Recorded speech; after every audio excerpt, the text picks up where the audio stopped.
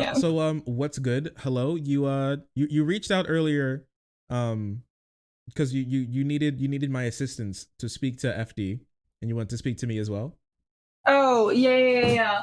I wanted to talk to FD. I was gonna actually say thank you for putting me in contact with him. He got back to me right away. This is so nice.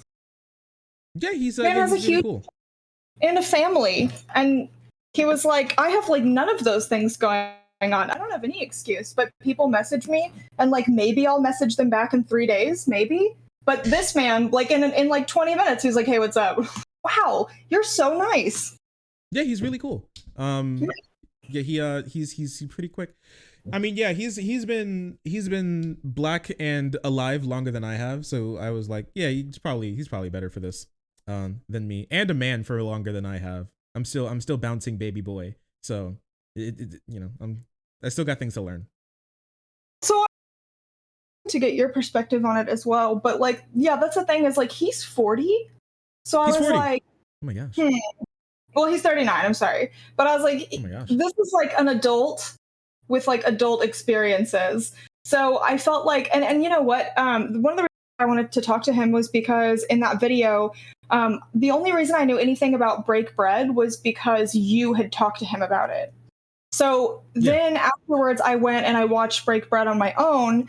And one of the things he says was that because of his covering of Tariq Nasheed's documentary, Mhm. Buck Breaking, he had reviewed that. And because he reviewed that, YouTube started recommending him to like a bunch of the Black Manosphere guys. Yeah. And so something that he said was that, you know, because he was talking about the way that the algorithm, the way it works, but sort of the flaws in it, right, was that it wasn't able to distinguish that he was like, yeah, this is a movie that got made. Here's everything that's wrong with it. And instead, it just started, showing him to all these guys who like were unironically into that sort of thing. And he brought up Kevin Samuels. Hmm. He's never actually, I've never heard him mention Fresh and Fit, but I've heard him mention Kevin Samuels and this like greater concept of the Black Manosphere. And so I was like, okay, this is clearly something that he takes issue with and is familiar with. So I thought it would be really, really cool to get his perspective when I'm critiquing that, because I want to be able to critique it the right way. And I also want to be I guess I want to be considerate when I critique it. And I also, when I'm making these videos that I plan on making, debunking these talking points and kind of explaining why a lot of these guys in the manosphere are not people that young men should be looking up to, I don't just want to be like, this thing sucks. I want to be like, this thing is bad. Here's why. And here are the other people that you should look to instead. And so you're one of the people that am planning on mentioning. And then he is also someone who I planned on mentioning, and he said that I could do that as well, which I thought was really, really cool. Yeah, sick. I'm very happy. Yeah. Yeah, I mean that is like a really important thing. I'm so glad that the lefty peoples are starting to talk about this issue, because the right's been able to just have carte blanche ability to do whatever they want in this space for just way too long. They've done a lot of damage to a lot of guys. Well, so it's so incredibly toxic. And last night I popped into Fresh and Fit's live stream for a little bit, just a few minutes, just to see what they were talking about. And when I popped in, there was a girl who was talking about being in a relationship with a man who I guess beat her. And she was talking about how he, I think, went to prison because of that. And I mean, they obviously weren't outright saying she shouldn't have done that, but it was a very weird tone that was set around it. And then at one point, their producer was like, this kind of stuff happens because you girls ignore the warning signs. And then this sort of thing happens to you guys and you get beat. And I was like, oh my But God, holy shit. And, some of the girls on the panel were like, I mean, you guys know that like a honeymoon phase exists. You know that most abusers start off like love bombing their victims, and that that this typically descends into behavior that wasn't displayed initially. And the guys were just kind of like, yeah, whatever. And their entire chat was like, you whores need to take responsibility when you get your ass beat. This is just, bitches making excuses. You sluts deserve it. Like, it was like some of the most vile, hateful shit I've ever seen on their channel. And I've seen some pretty wild stuff on their channel. I mean, a couple of weeks ago, Myron made the honor killing with the props joke. So it just feels like their channel is getting worse and worse and worse and worse and worse all the time. And it is really, really, really frightening that there are so many people that will look at what you do and the fact that we want to talk about, men's needs and men's issues, and they'll like make fun of it and say, oh, that's cringe, when it's like, because that it's kind of crazy you think that's cringe, because what I think is cringe is going, oh, you whores deserve to get beat and you need to shut up and take responsibility. To me, that's what's fucking cringe. There's a reason why those guys are single. Like, I'm sorry, like with a lot of these guys, if their like prospective girlfriend or whatever ever saw like the shit that they post online, they'll be like, oh, you're insane and you're going to try to eat me or lock me in your basement or something. I mean, that's literally, it's really hard to see that and go, oh my God, am I surrounded by predators? Like, that's the kind of shit that makes you as a woman go, holy fuck, you can't trust any men. Holy shit, like, that's so terrifying. Men just want to hurt me. Like, that's the shit to me that's so scary, right? And like, this is the sort of thing that we need to be combating, right? Like, we need to be, especially because, like, I think what you wanted to talk about today specifically was like hookup culture stuff, right? What? But it's like, how are you supposed to create like either a positive or a healthy hookup culture when you're like, oh God, are all of the single men like this? Are all of the single men being indoctrinated into thinking things like that? It's really scary stuff. Yeah. Here, 1 second. I'm gonna restart my Discord and I'll respond to you, okay? Okay. Someone says, ask me if I know about the Grubhub Jimmy Neutron conspiracy. I don't. I don't, and they did ask me to ask you that, but yeah, we don't know. So you said like talking about like hookup culture and like guys being conditioned to just be shitty, right? I love that. You're just like, don't know, moving on.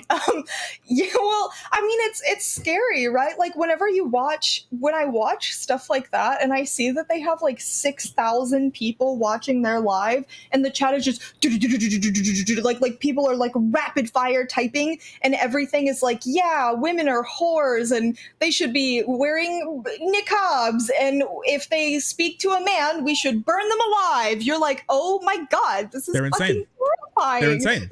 Yeah, this is so There's like scary. a small stadium worth of people just being insane. Just all together. And you're like, what's happening? Yeah, I mean, the thing is, they'll say stuff like that. It's really funny because they'll say stuff like that, and it kind of reminds me a lot of the Southerners or like conservatives who are like, oh, the Civil War was about states' rights, and you ask them states' rights to do what, and they're like, right. And they're like, interstate commerce, and you're like, what was the commerce? And they were like, what were they trading between states? Goods, and you're like, okay, all right. yeah, 100%. It's like that where they go like, oh yeah, like, oh, like all of these like girls, they keep getting hurt and stuff like that, but it's like their fault. And so if that's the case, then shouldn't, and then they get really mad when you say something like all women, where it's like, oh, like these like false reports or women just think that everything is rape or something, right? And so you ask them like, well, if this is the case, don't you think it would then, when what's the number, like 1 in 6 women experience like have a lifetime chance of getting sexual assault, right? Is something like that? I mean, look, it's actually probably it's a 50-50, right? Like, you either will be assaulted or you won't be assaulted, right?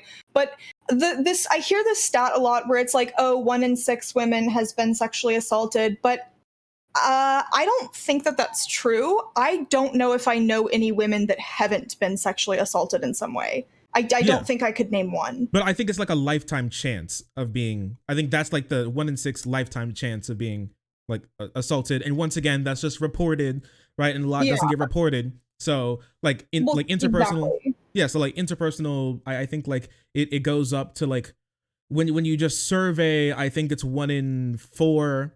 And maybe like there's some people who don't answer truthfully because or they don't think that what happened was but it actually was, right? And so there's lots of errors into it, but just from just like what we just know, it hovers between 1 in 6 and 1 in 4, right? And so if that's the case, that's high. That's pretty high, like lifetime chance, and it could be higher. So if that's the case, then you ask them like, I mean, if that's the case where you're hovering between 1 in 4 and 1 in 6, then don't you think that every woman should just think that every guy is going to be like her next potential assaulter, and so he should think of like every guy like that, and then they start to get like really upset um about stuff like that. I asked questions like that to them sometime, like the last debate that I had, if you saw it, with that like weirdo misogynist freak. I I asked him literally that had to question. close out of that call because I was so frustrated by what was happening. And I was like, I have to let him handle this. I can't tap in. Like, this is his debate. But I was so fucking mad on your behalf. And he was saying just like the most fucked up racist shit to you, too. And you were Yeah. so calm about it. And there was nothing I could do. And my blood was boiling. And I was like, I'm going to get in this call and I'm going to tear this man to shreds. And then I was like, nope, not going to do that. This is Shark's debate. I need to relax. I need to calm down. I am not his mother. And then I was like, I have to click off this. I was getting so angry. How can you say that to him? Yeah, he was like really weird and said like like with my sister got AIDS or something. He's just Yeah, well, he was like, well, we're gonna send your sister to the Congo, and I was like, I'm gonna kill this man. I hate this man so much. yeah, the guy who's like, if we starve out children who were born to out of wedlock, then Oh my society will god. just be better. Yes, that was literally his prescription. He was like, all right, if women know that if they have a kid out of wedlock, it will die of starvation, women will stop having kids out of wedlock. I have a 10,000 IQ. I was just like, Yeah. I can't fucking with And it was this just person. like, well, it seems like poor people have more kids and they have less ability. He's like, well, I mean, like, sure, like maybe, but like, I think that them starving would be like pretty cool, anyways. Just like, okay, buddy. And that's I like afterwards, I was like, and sometimes it's just like this where some people just like the fact that other people are suffering, even if it hurts them. I'm not sure if you've read or heard of the book. Was it White Fragility or something along those lines? But in that book, they talked about something like they talked about a guy who didn't like Obamacare, right? And so he was dying of a treatable disease, but he didn't have enough money to treat it. But with Obamacare, he did have the ability to get like that sort of treatment, but he was still against Obamacare because he felt other people who didn't deserve it were going to get Oh help, and so no. he died without using Obamacare, still against Obamacare, because so he just threw his life away because he thought other people were going to use it when they didn't deserve it. So for some people, like, you just can't reach them. They just want other people to suffer. And even when you go through like the complete selfish route of this will come back and hurt you too, sometimes they don't even care about that. It's really wild. I'm not really sure how to reach those types of people. Thankfully, they're a little rare. And it's like at the very least, like a selfish, this will come back and hurt you too, gets them to think a bit. But sometimes it really doesn't. So there are definitely people that are like just driven by spite, right? I feel like spite is such an interesting emotion because you're right. Like for some people, it is just so powerful and so all encompassing, and it's like, how do you reach someone? Because there are people without empathy. Like you're totally right? Like there are people where they're like, oh, these immigrants they're this and they're that and they're the other, and then you have to be like, okay, well, immigration is actually a net good on the economy. It's actually beneficial for us, and like some people you can reach that way. But the kind of people that are like, I just hate the Browns so much that I would actually rather tank the economy than like allow a Mexican woman and her children to flee from cartel violence. Like, Mm-hmm. yeah, I mean, you've reached an impasse at that point, right? Like, I don't know what you do at that point. But just someone said, yeah, that football team sucks. Sorry, your chat. But I don't know. I think that like this is one of the reasons why we should have universal health care, and we should make mental health checkups mandatory for people. Mandatory, really? Yes. Like every Well, so they did that in the USSR, actually. They Oh, made yeah, because mental they're health. filthy commies. Well, I mean, we are also, let's be real here. We are all filthy commies here, but True. like that is actually something that they did, was that they mandated routine mental health We checkups. do be Um, mandating. yeah, I'm sorry. It's my first time doing words, so you're gonna have to forgive me. Yeah, guys, no bully her. She's doing her best. All right. I have terminal dumb bitch syndrome, so you guys can't actually bully me because that would be ableism. Be So you guys ableist, have to be nice to me. racist, sexist, homophobic. It's just like all of it. And you're Yeah, gonna get stamped. Fuck you. yeah. But yeah, I mean this. I so when it comes to these types, right? I think a lot of it is trauma. I talked about it a little bit. How I'm like, this just feels like it comes from a place of trauma, especially with that other debate. If you remember how he did the classic, well, if a woman lies about being raped, don't you think that she should get the same sentence? And I'm like, no, like a non-violent crime shouldn't be treated like a violent crime. He was like, huh, well, I guess I haven't thought about that. Right, like it's just like sometimes it's just from a place of like trauma, hurt, or you feel like you're going to be hurt. So it's just like I just want to be able to get back at them more than like anything else, right? Before they think about that sort of stuff. And a lot of these guys, like, you got to remember, remember when like Republicans, I'm not sure if you saw the poll, Republicans were polled and they said that white people were like the most oppressed group in in the country. Like, if you ask these guys, they'll 100% tell you that men are more oppressed than women. So they think that they're like unironically like punching up, you know, those like, we must break the glass ceiling, the most oppressed group of all, gamers. That's just like The unironically them. the cis white um, uh, Christian male gamer glass ceiling. Mm-hmm. That's it. I think those are really the most vulnerable people in society, and the ones that we actually need to sit down and listen and learn and protect. That's true. That's so That's true. true. Many people have been saying this. Okay, you know, Unfortunately, if many you can't people take the have been heat, get out of the saying kitchen. All right. I'm sorry. I'm sorry. And in this kitchen, there is no salt. Got him. Racism. I love it. Probably one of my most favorite things in the world. Anyway, so Wait, yeah, are like, we just okay? Were you just making a white people don't cook with seasoning joke? Is that what that was? I would never make fun of white people. That'd be racist. Oh my god, stop. Right, guys? Okay. Right, guys? We love our crisp in here. We love our crisps in here. They're amazing. So, so, so like you got to like understand that they actually think that they're coming from a place where they're punching up. I mean, I've kind of felt that a little bit before. I think the cringiest thing that I think that I remember where oh jeez. Oh, also, can you see me? I can see you on your stream, yeah. Still can't see me in Discord? I can see you on Discord now. I had it small. Oh, okay, great. Because Yeah. I Okay. restarted it. Everything looked good. All right, great. Mhm. Yeah, you Um, fixed it. amazing. Mhm. Tech genius. All those years in IT have finally paid off. Um, so with I guess like the cringiest thing that I did was kind of something like that. Okay, let me say this. All right. I don't think I've talked about this yet, but well fully, but I'll say it here. Okay. Okay. I have a couple of women friends. In my friend group, You know women? You've met a I woman? I met women. I pick them up sometimes. Wow. Like Interesting. physically. I also drive them around.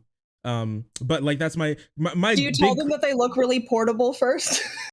Oh, like they already know. They already know, right? Oh Like my I god. see them and they have to keep eyes on me because if else, you know, they turn around and they're and the feet off the ground, sweep them up, you know, sweep those girls up. Incredible. I love picking up Incredible. smaller people. It's probably one of my most favorite things in the world. But I you mean, know, as a 6'3" woman, I completely understand. yeah, 100%. Yeah, you're like you're huge. You're way taller than I expected. You're just like I'm like when we met, I'm like, holy crap! I didn't. You said that you were 6'3". I thought that was a joke, and then when you put your heels on, you were like 7'2". I was like, Yeah. holy shit! Yeah. I You're mean, huge. I watched I saw the stream the other day. I came across the stream the other day that you did when you were over at the house. And I was like, oh, this is so cute. I forgot how much fun that was. Yeah, But it yeah. was a whole lot of fun. Yeah, So yeah, she's anyone really who 6'3". doesn't believe that I'm 6'3" can just watch that stream and they'll Yeah, see that it's true. yeah, it is true. Also, after the conference and the talks and everything, she put me in her backpack, and I got to walk around. Like, you ever see like one of those like on the back of like the silver dollar, it's that like Native American woman with like the baby in like the sling, that was like What, like basically in a me. Bjorn? I put you in a baby Bjorn. Yeah, basically, and you were just like carrying me around, Yeah, like around the after, capital, yeah, like actually. after, yeah, after you helped me buy my first ever drink from a bar, and Oh my I was god, just, that's yeah, and then you just kind of carried me around. And you're like, this is my son. And I was like, hey guys, it was pretty great. And Yeah, when like, you were like screaming, like, "Where is Ted Cruz?" I was like, "I'm sorry, it's just my son. It's my small son. I'm sorry. Please, it's fine, officers." Yeah, I yeah, remember you that. what? Yeah, what was the problem? Yeah, we were. Yeah, if you guys didn't know, we were walking around the Texas Capitol, and I was like, where's Ted Cruz? I just want to talk. Come out, Ted. What's up, Raphael Theodore Cruz? Where you at? Okay, And they got, you you cannot imagine the level of nervousness because like you're just having fun, right? Like yeah. you're from Kentucky. I've lived in this state my whole life, and like there are cops everywhere with AR-15s, and I am with you, my black male friend, and you're like, "Where's Ted Cruz? I just want to talk." And I was What? like, "Oh my god, no, please be silent, please stop." Stop, I was please. so I'm begging scared. you. I was Yeah, like, "Please, no." we walked into the legislative room, and I'm like, Ted, where are you, you filthy fucking piece of shit? Oh, fucking inflated Wolverine dumbass, where are you, boy? You know, and I was, I just wanted to see where he was. I just wanted to talk. I never said I was gonna hurt him. I would never Oh imply my that I was going to hurt him. I just wanted to see god. where he was. I I went was like just when we walked past a couple of the security guards, I really wanted to stop and be like, so when's Ted Cruz coming? You know what the schedule is? When's he gonna be when here? is when is Ted gonna be here? Yeah, I wanted to talk to him. They're like, Cornyn would work, I guess, but I really wanted to talk to Cruz. Like that guy. really I have wanted some, Ted. yeah, I really have some business with him, right? So yeah, Merrick didn't like that much. Also, I It's made like, a, stop. yeah, also made a joke about jumping from the top floor, as well. She didn't Oh like that god. either. Oh my god. Well, okay, because you know why? Because there was the person that Yeah, sure, they actually may have died and cracked the granite with their skull, but at the same time, it was funny. I told him this horrifying story. I was like, okay, so guess what? You used to be able to go to the top of the Capitol, but you can't anymore because somebody jumped from the top. And then I was like, here, look down. See that crack? That's where the body landed. And he was like, oh, whoa, neat. Anyway, I'm gonna jump. Stop! Stop! Gonna add a new crack, man. What are you talking about? That'd be by it's like the Hollywood stars. Like you can add a new crack every single time you hit. Come on. I take my friends in the future. I'm like, that's my friend Shark. You see that crack right there? That's his crack. That's his crack. That's Shark's crack. Yeah. Stop. I mean, I don't know. I don't know what the problem was. I was having a lot of fun. Yeah, some flimsy ass granite. Honestly, I don't want to put it on the granite. I want to give credit to the person for reaching terminal velocity that fast. Like they really knew what they were doing. All right, It's they like had from little 4 air drag stories and just. up. It's okay. It's like from 4 stories up. Come on, guys. Yeah, Don't I mean, disparage our granite. Don't disparage our rock, okay? Look, I'm just saying, you get to go home to Kentucky, okay? It doesn't mean anything to you, but like, I live here. So you're like, yeah, who cares? Whatever. I'm like, they're never letting me in here ever again. There's like a poster, a hand drawn poster in the back with our picture, right? And it just says, do not let in. Yeah. do no. not let back in. Do not let to the top floor. They're planning something. There's something wrong with them. Like red light. If Ted Cruz is here, make sure you keep an eye on if they come around. You just got to take them in for some questioning. Yeah, like wanted I'm to speak. on more lists now than I was before, and it's your fault. Okay. Yeah, after that whole like a truck incident in Tennessee, they're probably watching you a little bit. That's really unfortunate. Sorry about that. It's okay. I forgive you. Okay, Right. wait. So back on topic, two ADHD weirdos Oh, I'm ramble sorry. for Yes, unlocking. I'm sorry. yeah. So I Oh, also, like the guy that I talked to, he went on to make like another. I checked. I did like a little wellness check on him because I was worrying about him a little bit. He went on to make another video about why men actually don't need therapy. Um, Oh yeah, no. like he was like, I'm sick and tired of people telling men that they need therapy. We don't need therapy. Society needs therapy, basically. Ah, I Basically, love that. I love the implication that society is only women. Because if society needs therapy, but not men, which are half of society, it's actually only women that need therapy, apparently. yeah, them and their gynocentric cucked uh Oh, and the blue SJW pills. weirdos. Yes, Yeah, the blue the pill. blue pilled weirdos. Yeah, 100%. Yeah. Everybody needs Yeah. therapy. Yeah, yeah, kind of. Did, Especially them. did did he actually say blue pilled? Please tell me he did. Um, I don't I don't think he did. I think I don't think he likes the blue I don't think he likes the red pill community that much. I know he really hates Fresh and Fit. Why? Um, Did he say why? um, I can assume he does.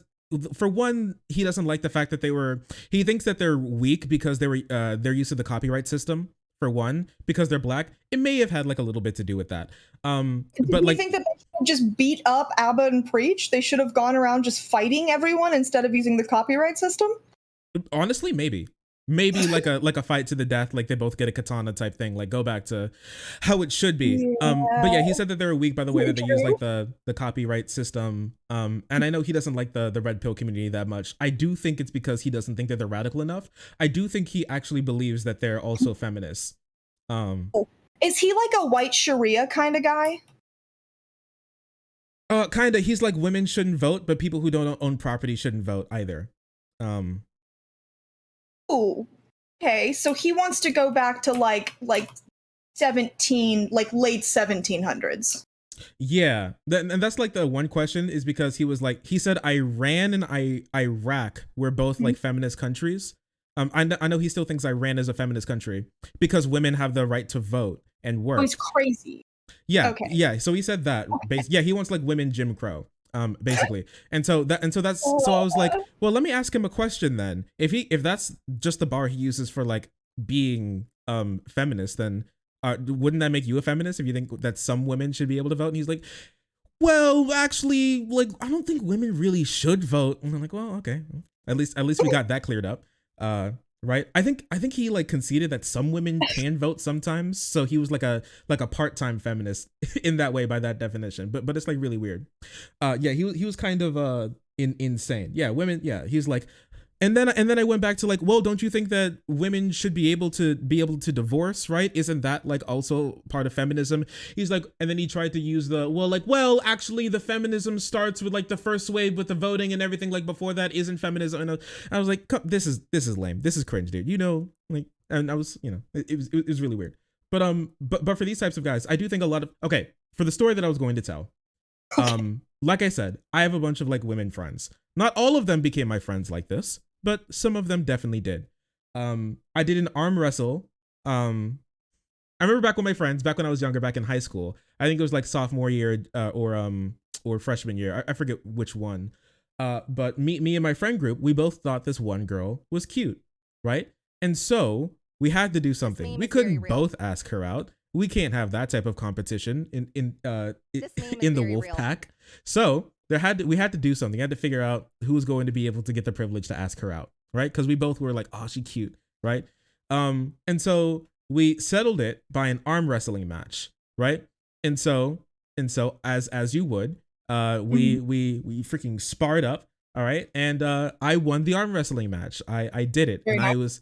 and I was able to assert my dominance over the weaker male, and I was given the privilege to copulate with the female. No, but I was I was able to. Also, thank you so much for the raid. Appreciate you. So I had the privilege to ask her out. The thing is, I didn't. I never actually asked her out.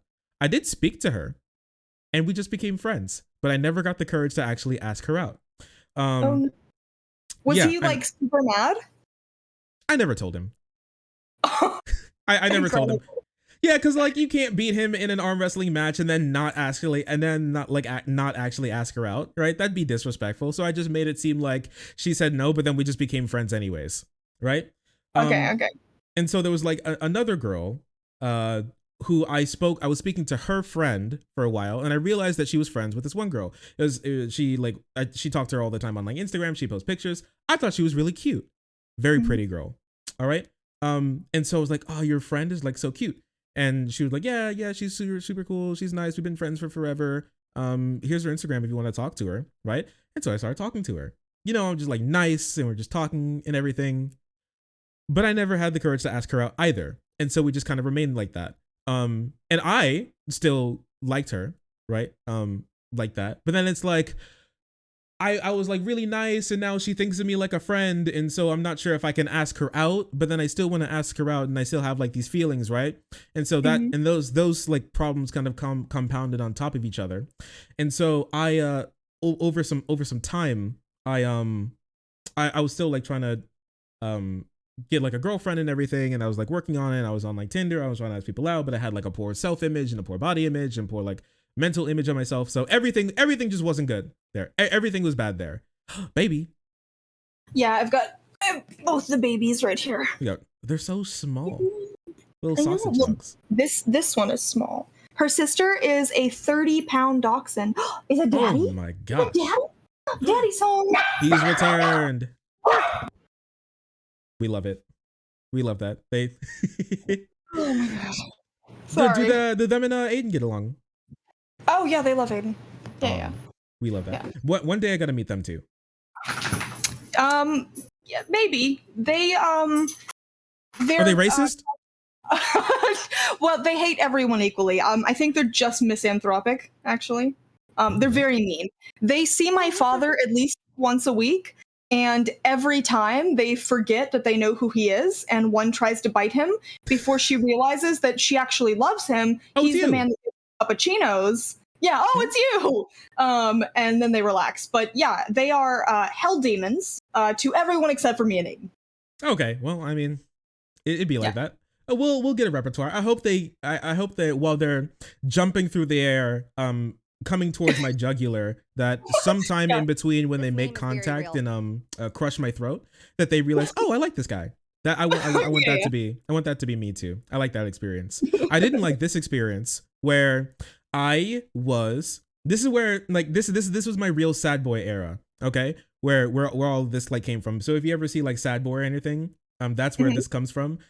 Where I had did you ever see that video where it was like the guy on the moped and someone was filming from their like apartment, and he was like, he's not gonna let you see him, so there's gonna be a time where you're gonna have to choose between him and me, and you'll always choose him. I'm never good enough, that type of thing. You remember that?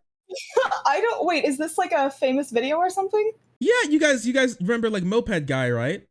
Yes, you will. I'm never good enough. I'll never be good enough. And then he just like drives off. And you never seen that before? Oh, poor moped guy. I want to give him a hug. If you guys have that clip, please. I'd love to show Merrick the moped clip. But yeah, I had like a little moment like that.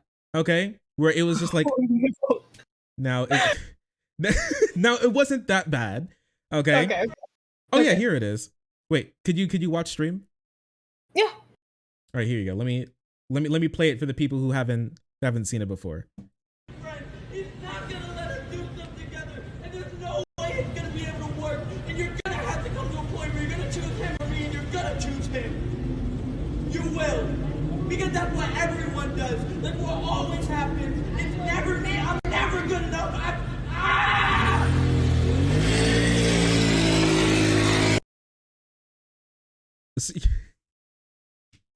I couldn't hear any of that, but I definitely picked up on the vibes and the facial expressions, and that was horrifying for him. Yeah, he was like, there's gonna be a time where you're gonna have to choose between him and me, and you're going to choose him. And she was like, no, I won't. Yes, I will. Yes, you will. That's what always happens. Because I'm never good enough. I'll never be good enough. And then he just goes, and then he just, he peels out, right? He just like this painful scream that he lets out from his his soul, and then he just rides off, right? Midwestern emo intro. Yeah.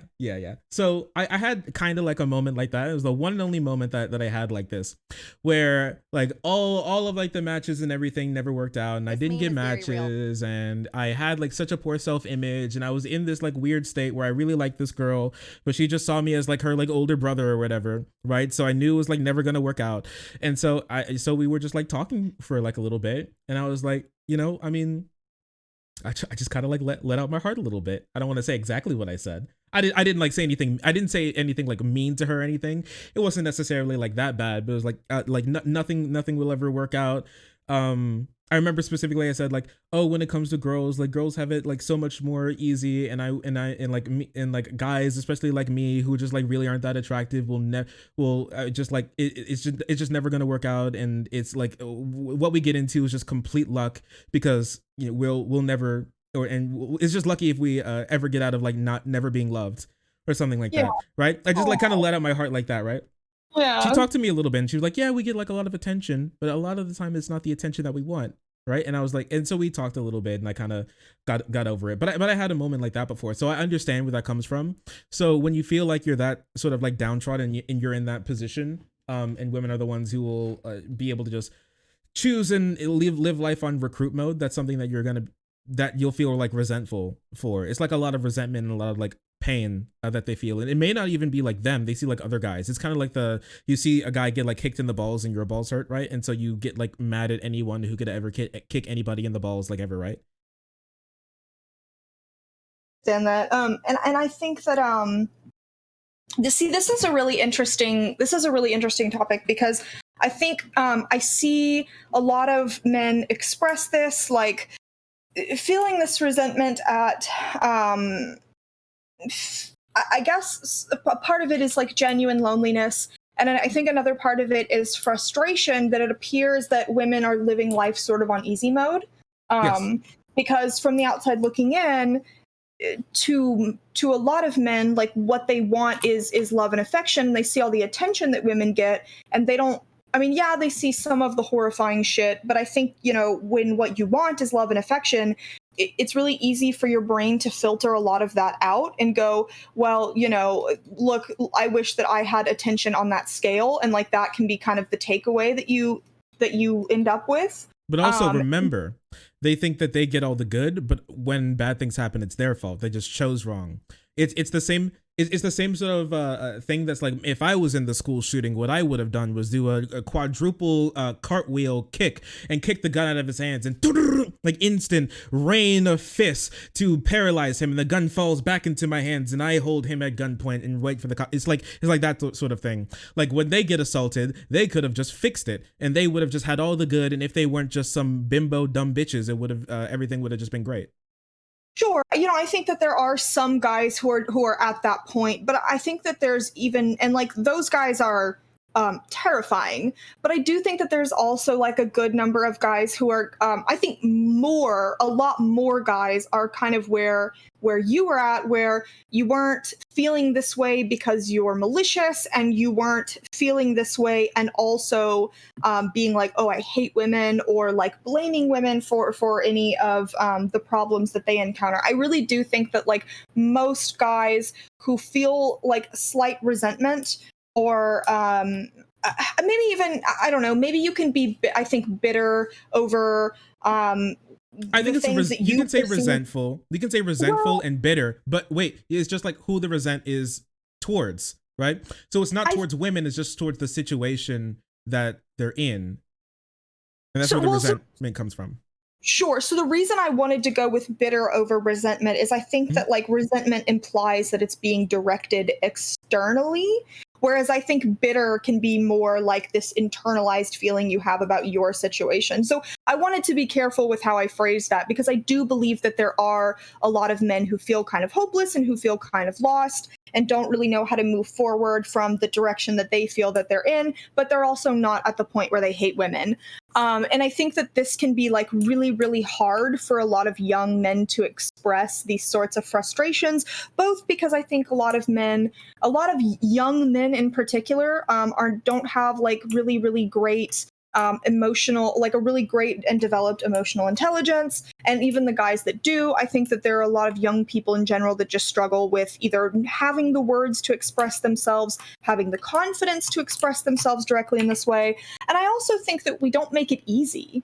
There's not to be like, I know I'm going to get accused of being a pick me for this, but I definitely believe that like there's certainly no social reward for saying as a man that you feel like you don't have the same opportunities in some aspect that women do. And I think the reason why there can be so much pushback when you express that is because the loudest men who do express that are the ones that end up on, in Fresh and Fit's chat saying shit like, well, you should have seen the warning signs. You shouldn't have dated a guy like that to begin with. Or in prison. So it makes guys who should be in prison. Yeah. So it makes it really hard, I think, for men to express these sorts of things.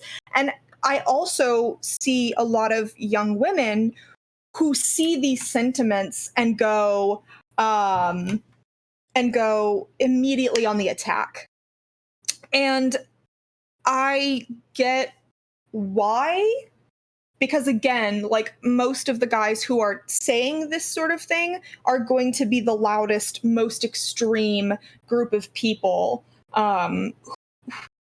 who have like the worst societal prescriptions, right? So I understand from a woman's perspective why when a guy is like, oh my God, women have it so easy, that you would just be like, oh my God, shut the fuck up. Like, I get why that's your immediate reaction. But for me personally, when I was growing up, I was, I don't know if you guys have picked up on this or if anyone follows me on Twitter, but I am extremely I'm on the autism spectrum. Really? Yeah, really? Show me. Shocking. So, I'm ADHD. I'm also on the autism spectrum, and I had like a really pretty shitty situation when I was growing up as a kid. So there was also like a lot of trauma when I was growing up. And I don't know if we know this, but these three things coming together are a recipe for disastrous socializing. So, relationships. Well, yeah, relationships. And I was really, really, really bad at forming social relationships. I was really bad at maintaining social relationships. And for a long time, like I didn't have any social skills. I was very awkward. And people didn't like me. Like it was very, very hard for me to form friendships. And I was very lonely in middle school. I was very lonely in high school. And so I think that there is an aspect of that sort of like lonely, disaffected young men, and when they're expressing these, like, it's really hard to, people don't just gravitate to me. I feel like people just gravitate towards women and they get all this attention. And there's a part of me that really, really understands that, because for a very long time, I mean, people didn't gravitate to me. And when people were interested in me, they were immediately like, you're fucking weird. And it's not only is it you're fucking weird, but it's like, oh, I thought you were hot, and now I've discovered that you're fucking strange. So now not only do I not like you, but I'm actually extremely disappointed that you are hot and strange. You catfished me. You were hot, but now you're weird. You tricked me. So yeah, exactly. So I really empathize with this, I think, resentment that can come out of these feelings of alienation. And I think it's like a really, really difficult place to be in. And yeah. I do think that it is up to, it's up to like all of us to try and approach these things from a kinder, also more honest perspective. Yeah, you get punished a lot sometimes too, like socially, if you come out and you're like more emotional. I'm not sure if you heard this very real. This story, because some people in chat, especially if they've lived in the gay box for like a lot of their life, where they live in they're with like a lot of like queer communities and everything. Mm-hmm. So like some memes from like, well, some things that are memes in like their surroundings from like straight culture like straight culture or whatever, that's what they think. So we were talking about the like the no homo thing, and so a lot of people in chat were like, oh, that's like a meme. I'm like, no, that's not. No homo is not a meme. That was real. Yeah, it's not only is it not real, it's still like kind of real. So I told the story from when I was working at McDonald's, and there was this guy, he was younger than me, this boy, and so we were just talking about relationships and everything. He was like, oh, my last relationship didn't work out, so I was giving him like a little bit of relationship advice, and I was like, oh, dude, you're I think he was like stereotypically, he was like the male stereotypical like attractiveness, right? So he was like reasonably tall, he was white, he had that like a little bit of the Nazi haircut, you know, he kind of had like Vosh's haircut right now, but it was like blonde, right? And he worked out a lot. High and tight, yeah. Okay, we should call it the high and tight because it's very attractive, and I don't want to be on camera saying that the other haircut is attractive, but yeah. So the high and tight. Well, it's an undercut, is what it actually is. Yeah. So okay. A lot of guys are rocking the undercut at the moment. So yeah, he was like stereotypically like attractive, and so I was like, yeah, I think so. We were just talking. I'm like, oh, dude, you'll be fine. You're like pretty handsome. You're gonna be okay. Just giving him some like advice and some encouragement, right? But that was my fault, because my biggest flaw in talking to him was after I said that I thought that he was handsome, I did not say no homo afterwards. That was my mistake, because afterwards, and I had a girlfriend at the time, right? So this is like one of the first times I've come in with my girlfriend to like just eat. We were just hanging out after she got done with work, right?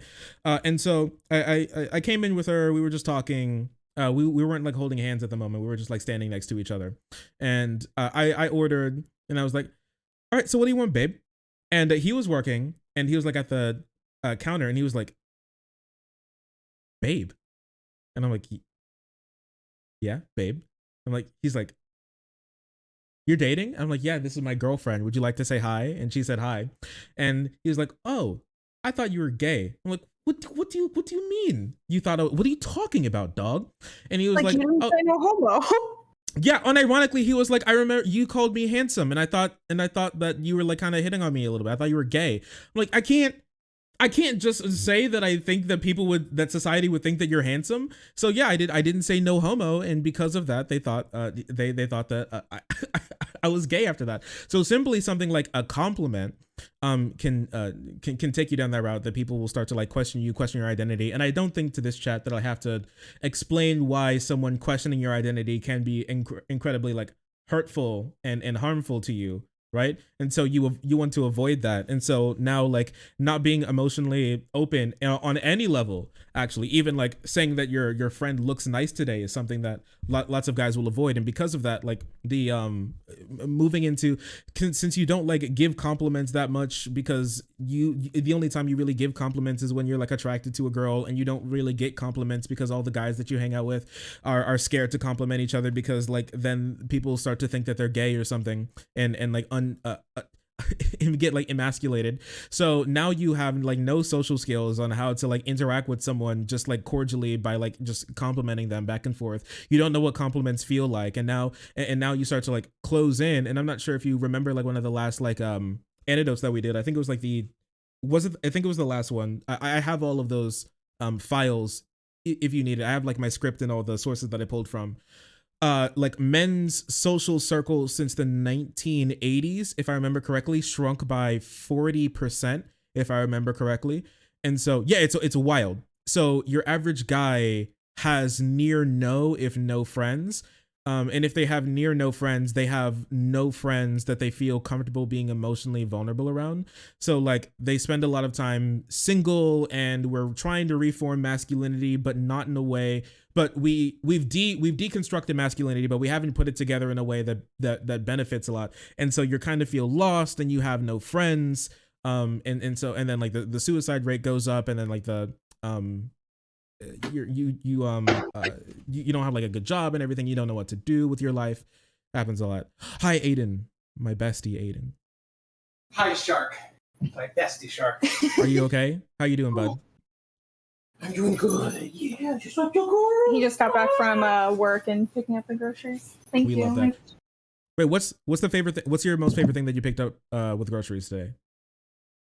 We got cat litter. Oh yeah, we needed. That shit tastes So great. now- I feel you. The cats will be less stinky. Yes. Oh, your Yes. cat's a little.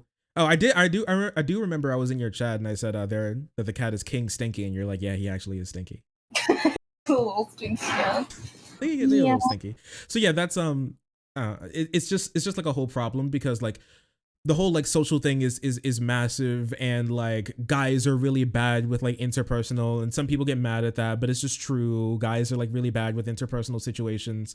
Like I read studies that guys are really bad at packaging their emotions and sending it to someone, and they're bad at like unpackaging things that people say, signals that people give to them, and so they're really bad at all of that. Like, and a lot of what we do is packaging what we want, and like small signals that we send people. Like you've been there where you feel something and you like send like a small signals, and then someone just like walks through it, and you're like, well, Oh yeah. well, and then it's like you gotta just like beat me over the head with it, right? But then a lot of people, especially a lot of girls, don't get that. The good analogy was that what was it? It was like a girl walking up to her partner and being like, how do I look today? Did anything? So tell me, what did I change? Or like that question, where that like stereotypical question, like a girl walks up to her like boyfriend and they're like, what changed about me? And then he's sitting there freaking like sweating bullets. Her He hair, has like no idea. yeah, and she's Nothing. you got new eyes. Your eyes are very beautiful. She's like, what are you talking about, right? Idiot. So you're like, well, I got new my shoes, right? And he's like, well, I think they're very beautiful. So that happens a lot. So when I dyed my hair from black to like literally fire truck red, I was working for my dad at the time. So we would see each other like 5 days a week, and like 5 months after I dyed my hair red, he was talking to me one day and he was like, oh, new hair, looks really good. I was like, It's been 5 months. It's half a year. We You're see just each noticing. other every day. Yeah. It's just like, it's how a lot of like guys work, how a lot of like guys' brains work. They said for a lot of guys how we've been like conditioned and everything, and how we like to see the world is we take like a survey, we take like a big snapshot of everything, and so we can pick out like big pieces of stuff, but like a lot of the smaller details get lost sometimes. So things like, oh, she got new shoes, oh, she did her eyebrows, oh, she changed her hair, it's stuff that you can like kind of miss. And a lot of women can be very detail oriented, so those small things that like brings you a lot of joy is something that you may not notice from your partner, and guys miss that sometimes, and that causes a lot of like problems, and then guys get really self-conscious about it, right? And that becomes a big problem. And that, as well as guys are even worse at, I'm not sure if you saw that study, if you remember when me and Son were talking about it on Antidote, but guys are really bad at well, everyone's really bad at figuring out if someone's flirting with them, but guys are uniquely bad at figuring out if someone's flirting with them, right? So One second. Hey baby, where are you going downstairs? Yep. Can I have an orange water? Thank you. Wow, orange water. Yeah. Just came back from work and already putting it back to work. See how it goes. Yeah. So I think guys were in the high teens when it comes to figuring out whether or not they were being flirted with. So basically what happened, they took like a guy and a girl and they sat them in a room together, right? And they said one, and so they were like, okay, flirt with this person, flirt with that person, okay, for like one or the other, and they didn't know which one was which. And so or like nobody flirt, right? And so and they had someone watching, and so guys were in like the high teens for correctly guessing if they were being flirted with. Girls were in the high 20s, and I think my bad, guys were in the low 20s, girls were in the high 20s, and the person watching, right? Because I'm not sure if you've ever been there before, where like two people are talking and you go back like, oh my god, were they flirting with me? Like your friend is like watching or something, like, do you think that they were flirting with me? That person who's watching was in the like mid 20s, mid teens, so they know even less, right? And so that becomes like a big issue where you don't know what to do, and you have like, and you haven't been conditioned enough, and now you have to learn all these skills, and it feels really bad, especially if you're in your like low 20s, or God forbid mid or like late 20s or 30s even, and you're trying to learn all of this stuff, and you feel like such a loser, Well, and so much of flirting is like that's it's so personalized and so different too because like the way I'll flirt is like going to be so fucking different. Like if I am being mean to you, if I'm bullying you, that's me flirting with you. Oh, you're one of those girls. Oh yeah, absolutely. Oh no. Absolutely. But and so like I feel like guys never know when I'm flirting with them. They're just like, "Wow, you're kind of a bitch, huh?" And I'm like, "Well, yeah, it's because I like you." Damn, she's mean as fuck. I gotta get out of here. But The so third time she make fun of my hairline. Damn. Yeah, it's hard to tell. And you know, I think this is why like this actually I think dovetails into what you initially wanted to talk about really well, which was hookup culture. And it's like it can be, I think, really, really, really hard to communicate during like really casual hookups. And I mean, I think that's like that is because like we're really bad at reading people, especially during like these types of situations. And you know, there's been some discourse about that online recently. That's a little weird. Yeah, I mean, because a lot of our interactions are not verbal, right? I remember you saying that you don't like the enthusiastic consent because we don't know what the fuck that means, right? It's like if I like say to a girl like, would you like to have sex? Is she supposed to like do like a happy dance and like turn and then like jump and be woo fuck time, right? Like what's that supposed to even like look like, right?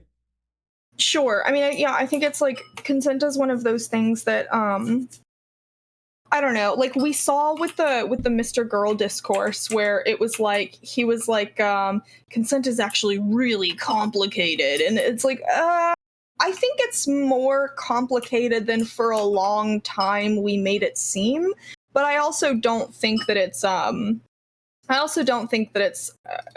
like that. I don't know. I think that there are some like really good rules to it. I think that no always means no unless you like really know the person and you've established beforehand like rules and boundaries around consensual non-consent. Like No means no unless pineapple means no. Well, yeah, unless there's like literally a safe word and you guys have actually talked about like a CNC kink. No always means no. But outside of that, yeah, like I do think it is definitely a little bit more complicated than we've historically talked about it. Yeah, I mean, I know like if you just ask your average person, the thing is, I don't know, because people like it when people are smooth, right? And they also like it when they're straightforward. And so like what do you do? And you could think that like a lot of TV has given us like a really bad outlook on like what relationships should look like, and then it's like the romantic and nobody says a word but everybody knows exactly what they're going to be doing, or like what everything means because like everything's scripted. But when I meet some random girl off of Tinder, like that shit is not scripted at all, and so you have to do it on the fly. And like yeah, because sometimes because I mean it is true, like sometimes you can't get consent without anybody ever saying a word to each other, like or like you talk about like that you would like to, you insinuate that you would like to like hook up that night, and then you're like on the couch, and then you're just, and then as time goes on you're like leaning on each other and you put like one hand on their thigh and then they like put one hand on your hand, you know, and it can like move like that, right? Even though that's possible, right? Yeah, that's possible.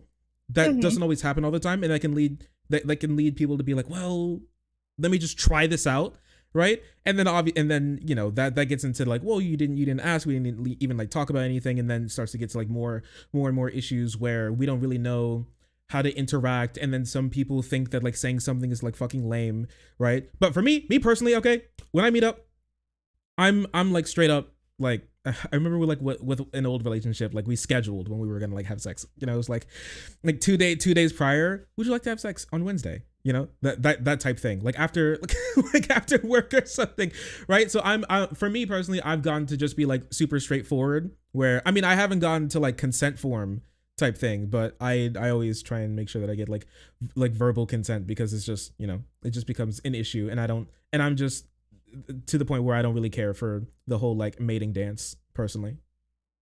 Yeah, I think that it's much better to be safe rather than sorry.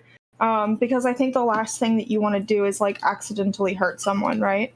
And yeah, like I think some people think the whole like talking about stuff and like being really straightforward is lame, but I think that that's really goofy. Like, especially because I think that you can even make that something that's like, you can even make that hot. Like you can like talk beforehand with the person about like what they're into, and you can make that fun. You can make that really sexy, and that way you can establish exactly what people are into. There's no like, you guys talked about it beforehand. You know what they're good with. You know what they're not good with. See, what you should be doing is you come in with your suit and tie and your in your dance shoes, okay, and then you clipboard. Yeah, you like you grab her by the hand, you spin around, and then you dip, and you're like, "Ma'am, may I have this dance?" There you go. Oh my god, please stop! Oh no. Okay, what? so Girls love it. They love that. Okay. So I went on a Tinder date once. Oh my god, I went on a Tinder date once, Oh no. and he was like, "Yeah, I really want to take you out. I really want to take you to this nice restaurant." And I was like, "Oh, okay, cool. Yeah, that sounds good." So he was like, "I'm gonna come get you." I was like, "Okay, cool." Well, day of, he was like, "I actually can't come get you. I need you to come here." And I was like, "Okay." I didn't have a car, so I had to take like 2 buses to get there. And I was like, "Okay."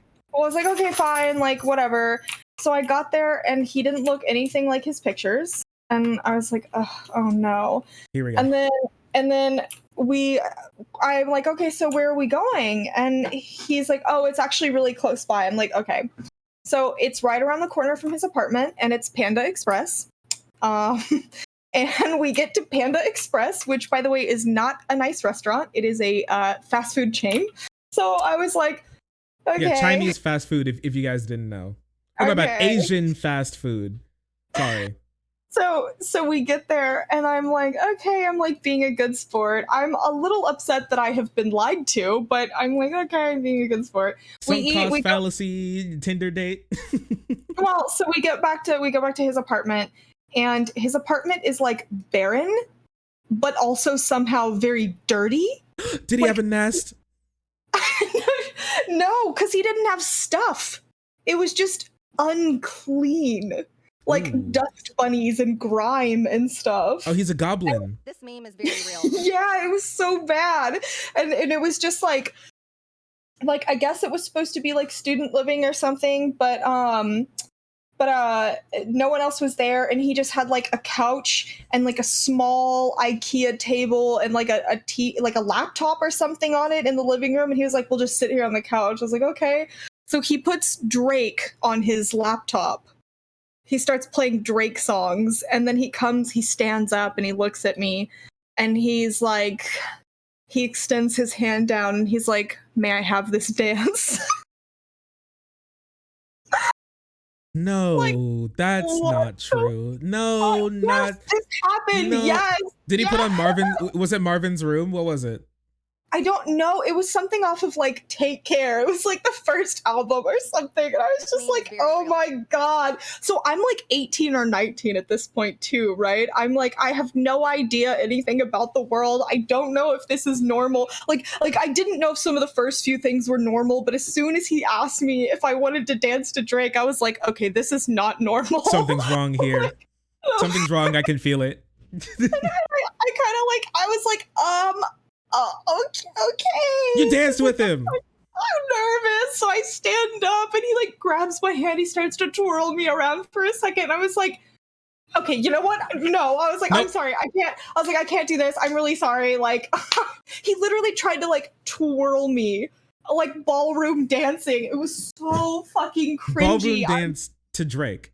To Drake, yeah, from his laptop, in his barren, dirty living room. And I was just like, I'm gonna die. I'm gonna kill myself. Like, this is so scary. Actually, I'm sorry. Like, I'm just what I'm imagining.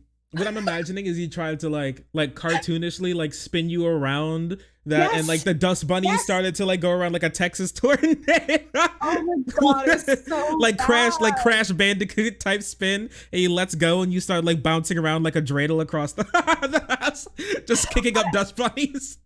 I was like, okay, I am so conflict averse and so like so scared of being rude to strangers, but I was dead ass like, I need to leave. Then you get out of This, here. I'm sorry, I don't want to dance. I need to go.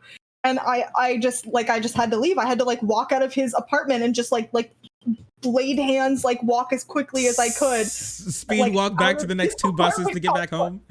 Yes. Yes. Gee, oh my goodness.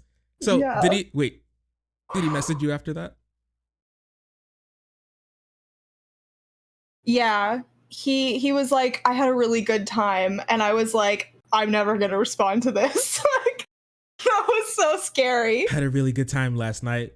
No, Was he it was like, expecting you to be no, like, yeah, me too. Wow, it's so good. No. It was like 20 minutes after I left that he texted me, and he was like, I had a 20 really minutes? good time. And I was like, nope. Nope. I can't imagine him like after that happens and he's like, that was a good one. I really pulled out all the stops on that one. I nailed that one. Jeez, man. That's bad. Yeah. Well, the thing is, like, when you have like really see that, I feel like a lot of that came from like media where you're like, this is like my Princess and the Beast moment, or like something, or you don't have like that much experience, so you go on a limb, right? And you try something. And I mean I respect the attempt. Okay, that takes a lot of courage. I mean it does, like, to ask a girl that you got just got to know, would you like this dance? He tried. Okay, now I was really scared that he was going to also try to wear my skin. It was very scary. And I know okay. he probably didn't mean for it to be like that, but like, I've never I don't know, like Princess and the Goblin. the shocking dissonance between the room we were in and the Panda Express that we had just had, and the Drake and the ballroom dancing, like all of it was just so clashing, and I was like, this is so weird. It was too weird for me. I couldn't do it. Yeah, like he's gonna try and like lock you in the closet or something. It's just, yeah, I Oh man. yeah, I mean, I'm not sure if I've been like that. Have I had a date like that? That's not even my worst date by far. Yeah, I can imagine. I don't think I've had like a date like that before. I try and not be like too cringe. I'm really awkward.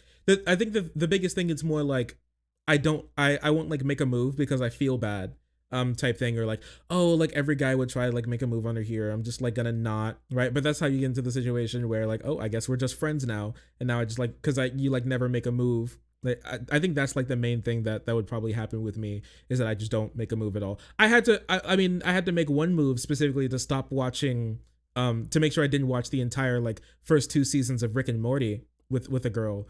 But did I tell you that? Wait, no, I need to hear this.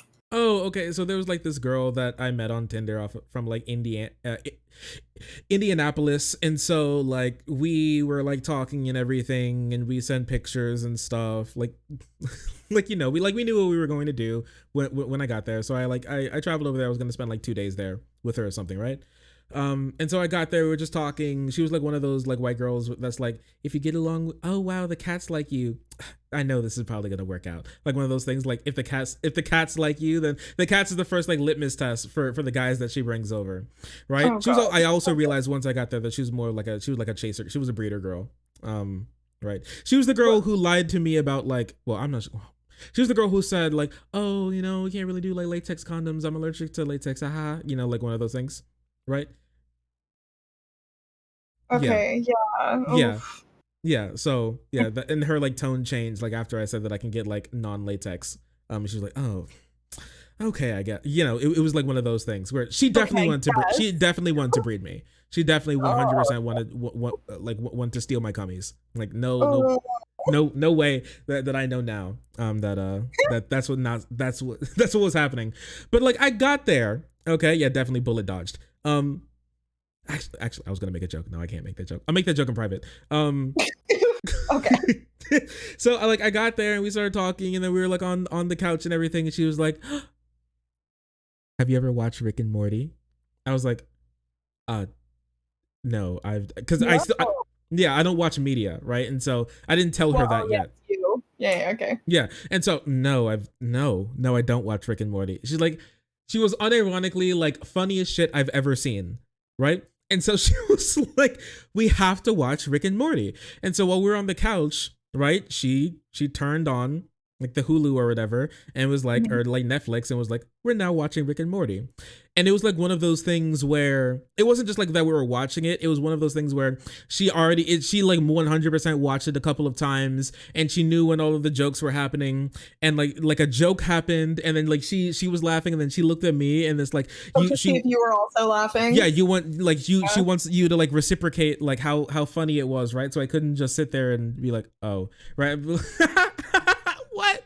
That's so, wow, you're right. This is really fun, right? Like, it wasn't Netflix and chill. It was literally, you will watch this and you will absorb every minute of this. And this is actually a very serious TV show for me. Yes, and so I actually had to make like do like the non-verbal like moves to be like, oh, you know, whoa, this is funny, but you know, this is cool, but I know like you're way cool, you know, type thing. And so I had to like make those moves to, you know, get a chess game started to like stop from watching the entire because she was gonna watch the entire like 2 seasons of Rick and Morty with me. That's what was gonna happen. So I had to do that to escape. So yeah, that happened. Yeah, I mean, yeah, there are a lot of references. Oh, she was also one of those filthy car girls, you know, where she could build like a fast food snowman in the passenger seat type garbage buddy. Like, oh, you can just it was so bad. It was not even like one of those you can, oh, like put that, like throw it in the back. Like I literally could not throw it in the back. Like I was sitting like with my knees like up here because like the floor was just covered in trash type girl. Yeah. So that sounds terrible. I wouldn't know anything about those kinds of girls. Oh yeah, I know that you would never be like one of those, I'm not one of those. Yeah. Really cool. As chat talks about how they hate girls with dirty cars. Stop. Yeah, the litmus test for girls: dirty car, dirty bathroom. Okay, and that's Okay, listen. I keep a clean fucking bathroom. Okay. Oh yeah, sure, yeah. I don't want to hear anything. Yeah, it was kind of a damn bitch you live like this moment. A little bit, right? It was like just. Also, she was like super sensitive. Like I just made like an abusing woman joke, and she got really upset. Shut up. I like to find that funny. Shut up. What? Well, it wasn't like a serious one. It wasn't like I gotta throw you like in my basement, like lock you in my basement type thing. It wasn't like one of those jokes. Incredible. Yeah, I love it when my hookup drives across multiple states to come to my house and stay at my house with me. Whoa, multiple states. Chill. Don't put that on me and drive multiple states for a girl. Did not happen. I drove across state lines. It was one state line. I'm sorry, one state line. Yeah, one state line. It was like an hour drive, like hour and a half. It wasn't anything crazy. Sure, it wasn't like I traveled 5 hours to go to this girl's house. That's okay. You don't have to admit that you drove 7 hours to go get crazy Rick and Morty pussy. That's okay. It did hit different. It did. She was like depressed and a little crazy, but it did indeed hit different. Listen, I feel like I am one of the more progressive people that I know. But I am gonna go ahead and say that crazy pussy do hit different. It really does. That is really true. Pussy. Oh yeah. Absolutely. Yeah, I mean, she was something. Yeah, I need to get like a women's biology, women's anatomy class from you sometime. Do you need to find the clip? No, like I'm usually able, you know, to get it. No, like I'm not worried about it. yeah. I don't have to care about that. I don't even like think about it, honestly. No, like usually what I do is I pull up Google and I type in like vagina anatomy, and so like while I'm down there, I just go. Yeah, when the licking stops for a second and you see his face lit up by his phone screen, and you're like, "What are you doing?" and he's like, "Nothing," and shuts it off. And then all of a sudden it gets significantly better. Yeah, incredible. Yeah, the map. You know, just need a little like connect the dot. It's kind of like it's kind of like the constellations. You know, you have to figure out like Orion's belt. All right, like there's the vagina hole and there's the labia, and then like up from there to the left the hood. Okay, got it. there should only be hold on. There should only be one clitoris. This shouldn't be like star constellations where there's multiple of them. There should be No, one. what you do, you find your like your markers. You find your landmarks to be able to You like know hop. that. My boyfriend just said you don't know that. What the fuck? What, me or him? He just asked me if I had a source for that claim. Yeah, do you? Yeah, it's called I Like Women. Okay, Oh my well, I had a girlfriend who didn't know where her clit was, so I don't trust women anymore. Oh, quick question. What state was she from? Was it also Kentucky? Yeah. Yeah. Why you say yeah like that? Like, oh, okay. Like, come on. It's not that hard, Shark. Chill. Listen, I'm a streamer. Leave me alone. The fact that I've been there in the first place, honestly, you should be clapping for me. You should be clapping for me. Goodness. Like, I stream. And the fact that I've even had the option to find, option to connect the dots. You should be proud of me. Incredible. Yeah, I say that, but I think here in Texas, whenever we had sex ed, they just referred to it as your shame hole. So yeah, I mean, I can't talk too much shit. Yeah, the dark abyss. Hey, you stare too much into the abyss. The abyss stares back. Yeah. I mean, it could be a little complicated sometimes. Like, I mean, I haven't like met up with like a girl in a while. I feel like I would like need a second. I would like have to like study for a moment to be like, okay, so there's that, and okay, Up diagrams. Yeah, I just need like a second to like get my surroundings. Okay, just need to like do a little bit of reconnaissance real quick. Like, chill. Okay, wait, hold on. So this was supposed to be about like hookup culture. So I do have a question. Do you eat pussy on the first date? Like, do you eat pussy when you're just like hooking up? Oh my gosh, what a personal question. Oh my jeez. It's supposed to be about hookup culture. Oh my Wait, are you not? gosh. Does this? This means you don't. No, oh my gosh, no. Oh my gosh, no. Shark 300 exposed, hates women. Hates women, scared of vagina. They're scary. But unironically, they are kind of scary. There's like so much going on down there. But anyways, like I'm like a date. I've never like played a chess game on a date before. I would say no if she wanted to like do that on a date. Well, first date specifically.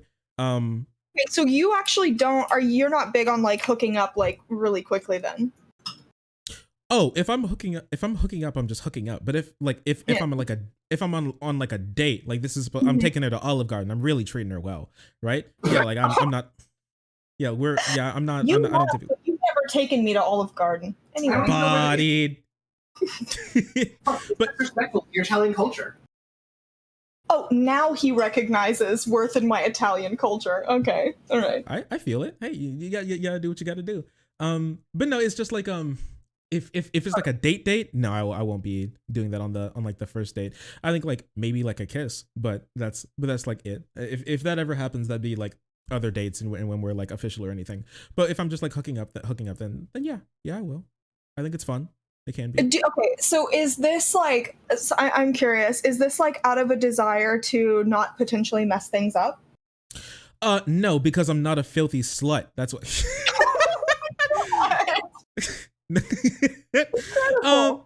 No, it's just like something that I mean, when it comes to like a potential like partner like that, for me, I just like I like my steps personally. All right, it's not like I have like a checklist or stuff to do. But it's like, I have my thing, like the first date. I don't want to go like too far. I just met you, just have them give them a reason to come back.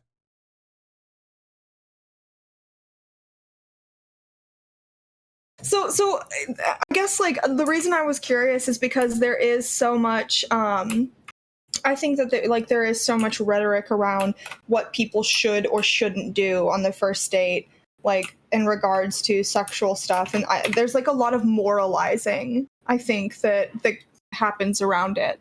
And like personally, I've always thought that was really weird. Not people like choosing to not hook up, but the moralizing. Because to me, it doesn't really matter, I guess. Like, I don't think that there's a moral right or wrong in regards to like hooking up with people.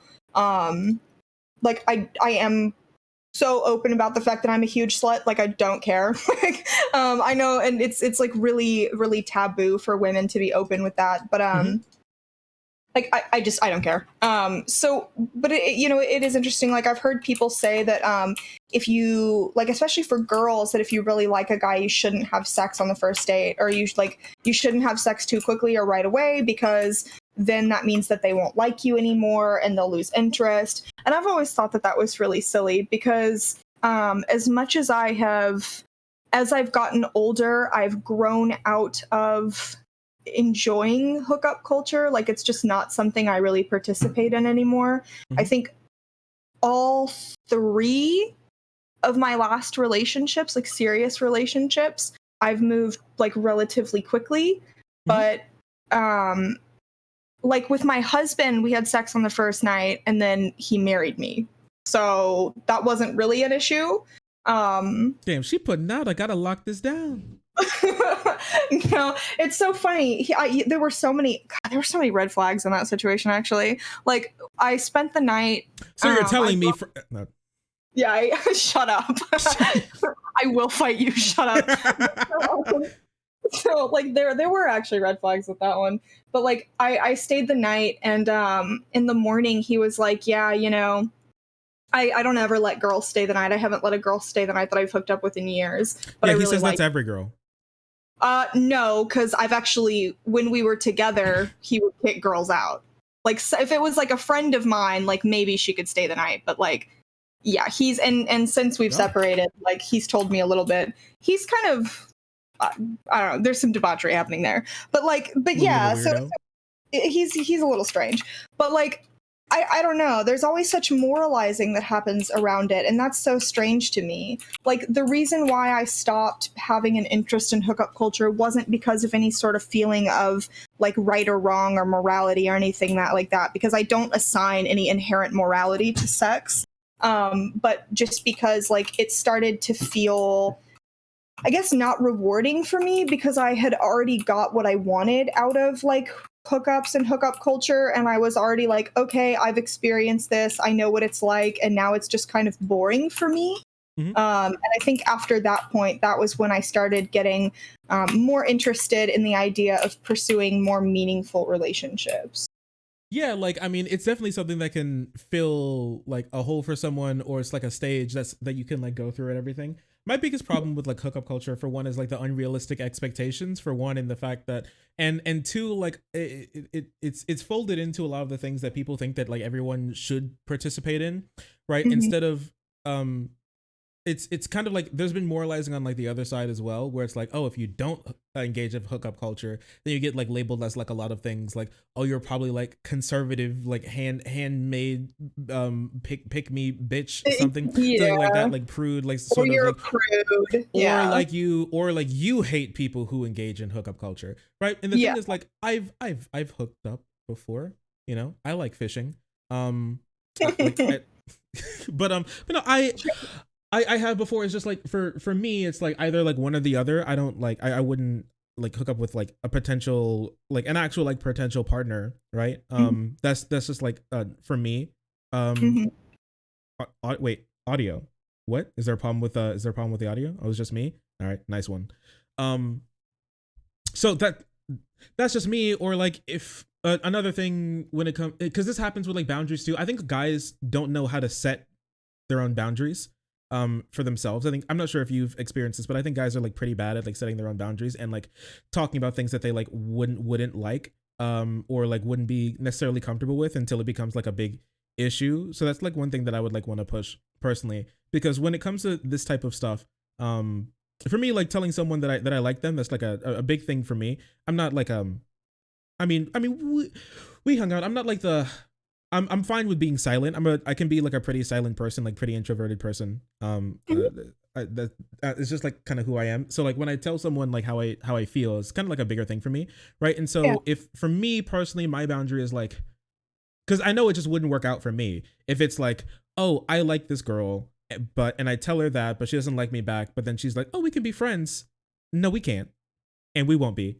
It's just like, and the thing is, like, some people use that to like punish girls, like the sort of, or it could be like the fresh and fit thing where it's like, oh yeah, you could just try and call up like another girl or something, right? I'm not like that. It's just that like I know, actual sadism. That's yeah. actual sadism shit. Yeah, like that you are like kind of you need to see a therapist for something A like therapist, that, right? yeah. Yeah, but for me it's just like I know it just won't work out because like the same threads that because I'll be holding on to like threads that like, oh, maybe if I spend enough time, maybe if I do this, maybe if I do that, maybe I just wait long enough, I'll like she'll like finally like have her like her moment, her Disney moment where she'll be, and then she'll be my like Disney princess. I'm the right one. Yeah, that she'll never get anything better than me, and then we'll finally be together, right? And then I could like spin her around and dip. And would you like this dance? Well, like the end credits. And then roll, I can right? put Drake on my laptop in my living Hell room. yeah, absolutely not. You don't do that. Come on, like what we're in 2022, year of our Lord. You put on Chamber of Reflection.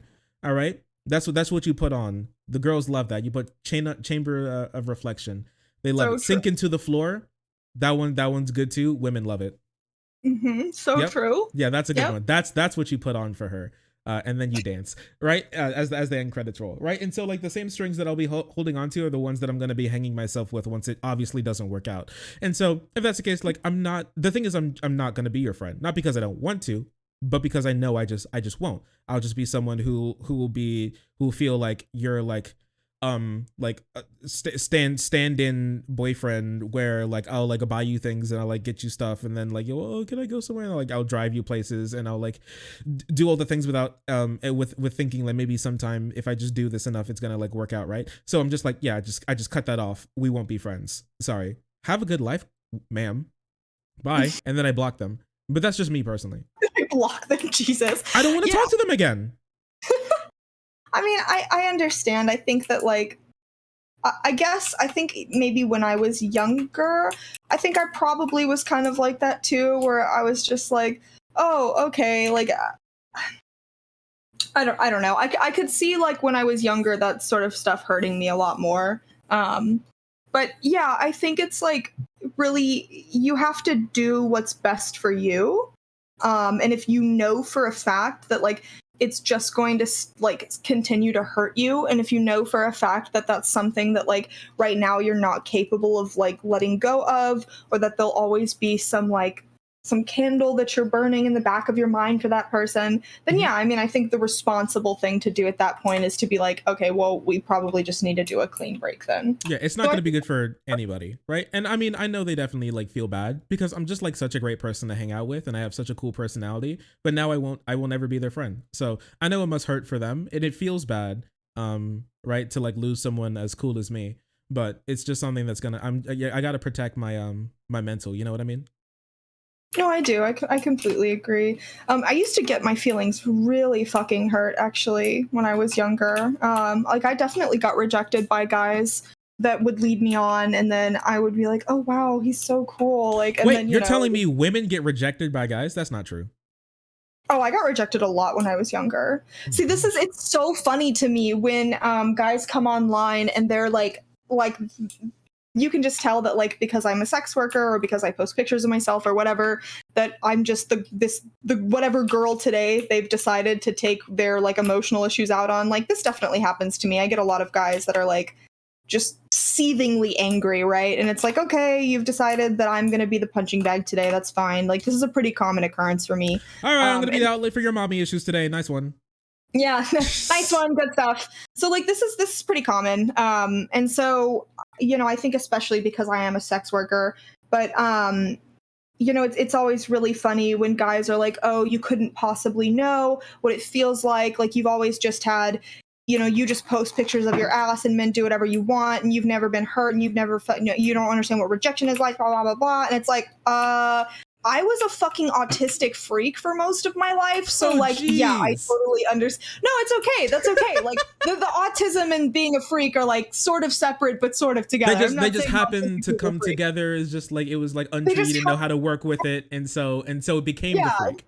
Right. But that's the thing, right? Is it's like I think it's so funny when, you know, we like project these things on each other and we're like, oh, you know, you don't know what rejection feels like. And it's like, no, I totally know what rejection feels like. Mm-hmm. And I think that that's like one of the reasons why I'm able to empathize with it so much.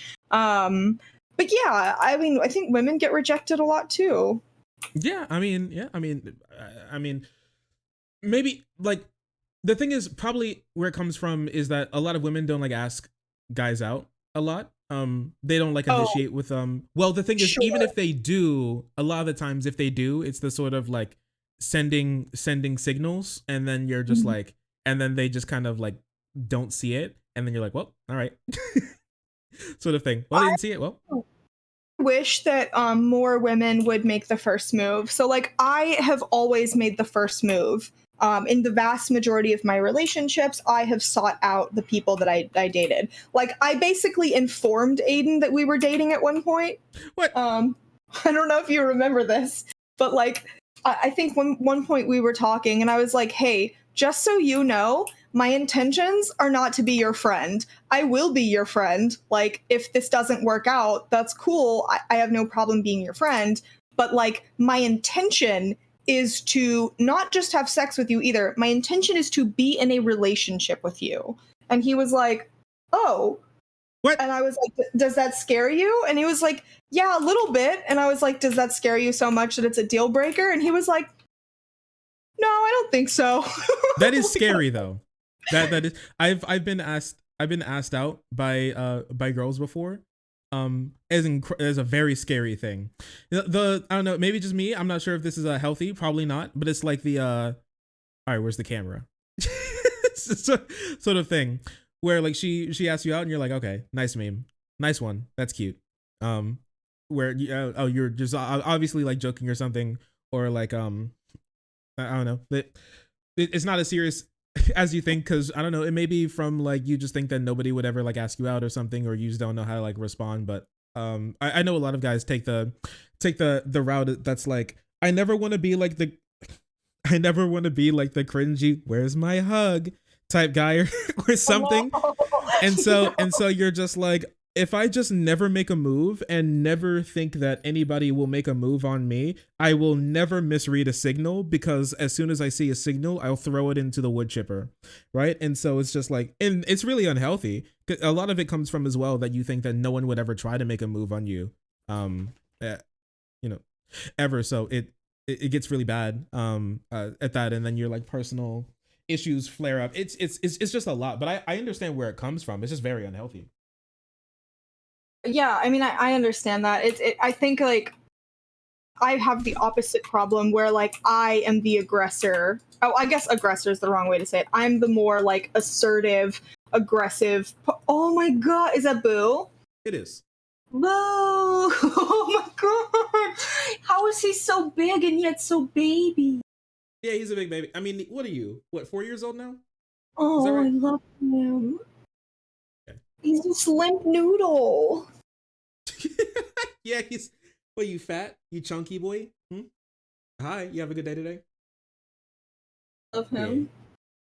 He was just busy chilling. Let me put him down. Okay. But yeah, go on. So I think that like I've had the opposite problem, right? Because I'm usually the one that pursues men. Yeah, you're the aggressor. I get hurt a lot. Like I've been hurt a lot. And I've been like turned down a lot. I've been rejected a lot. And I think like that can be really painful. So I understand why people would choose not to like open themselves up to that, right?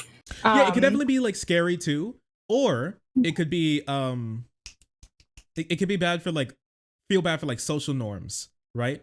Or like masculinity, when like the girl takes charge. I noticed that when we were hanging out. I'm like, oh yeah, you're the one, you're the one like making plans. You're definitely you're very confident, and I yeah, I can see you being the one, the aggressor. I can, I can see you doing that. I could sense it in your like personality, like especially just like the in the way that we were interacting, and I was like, okay. I mean, it seemed like you want to take charge here. Well, it's time to let her like do her thing, right? It just seemed like you were in your natural environment in that way, or that's what you're like comfortable doing.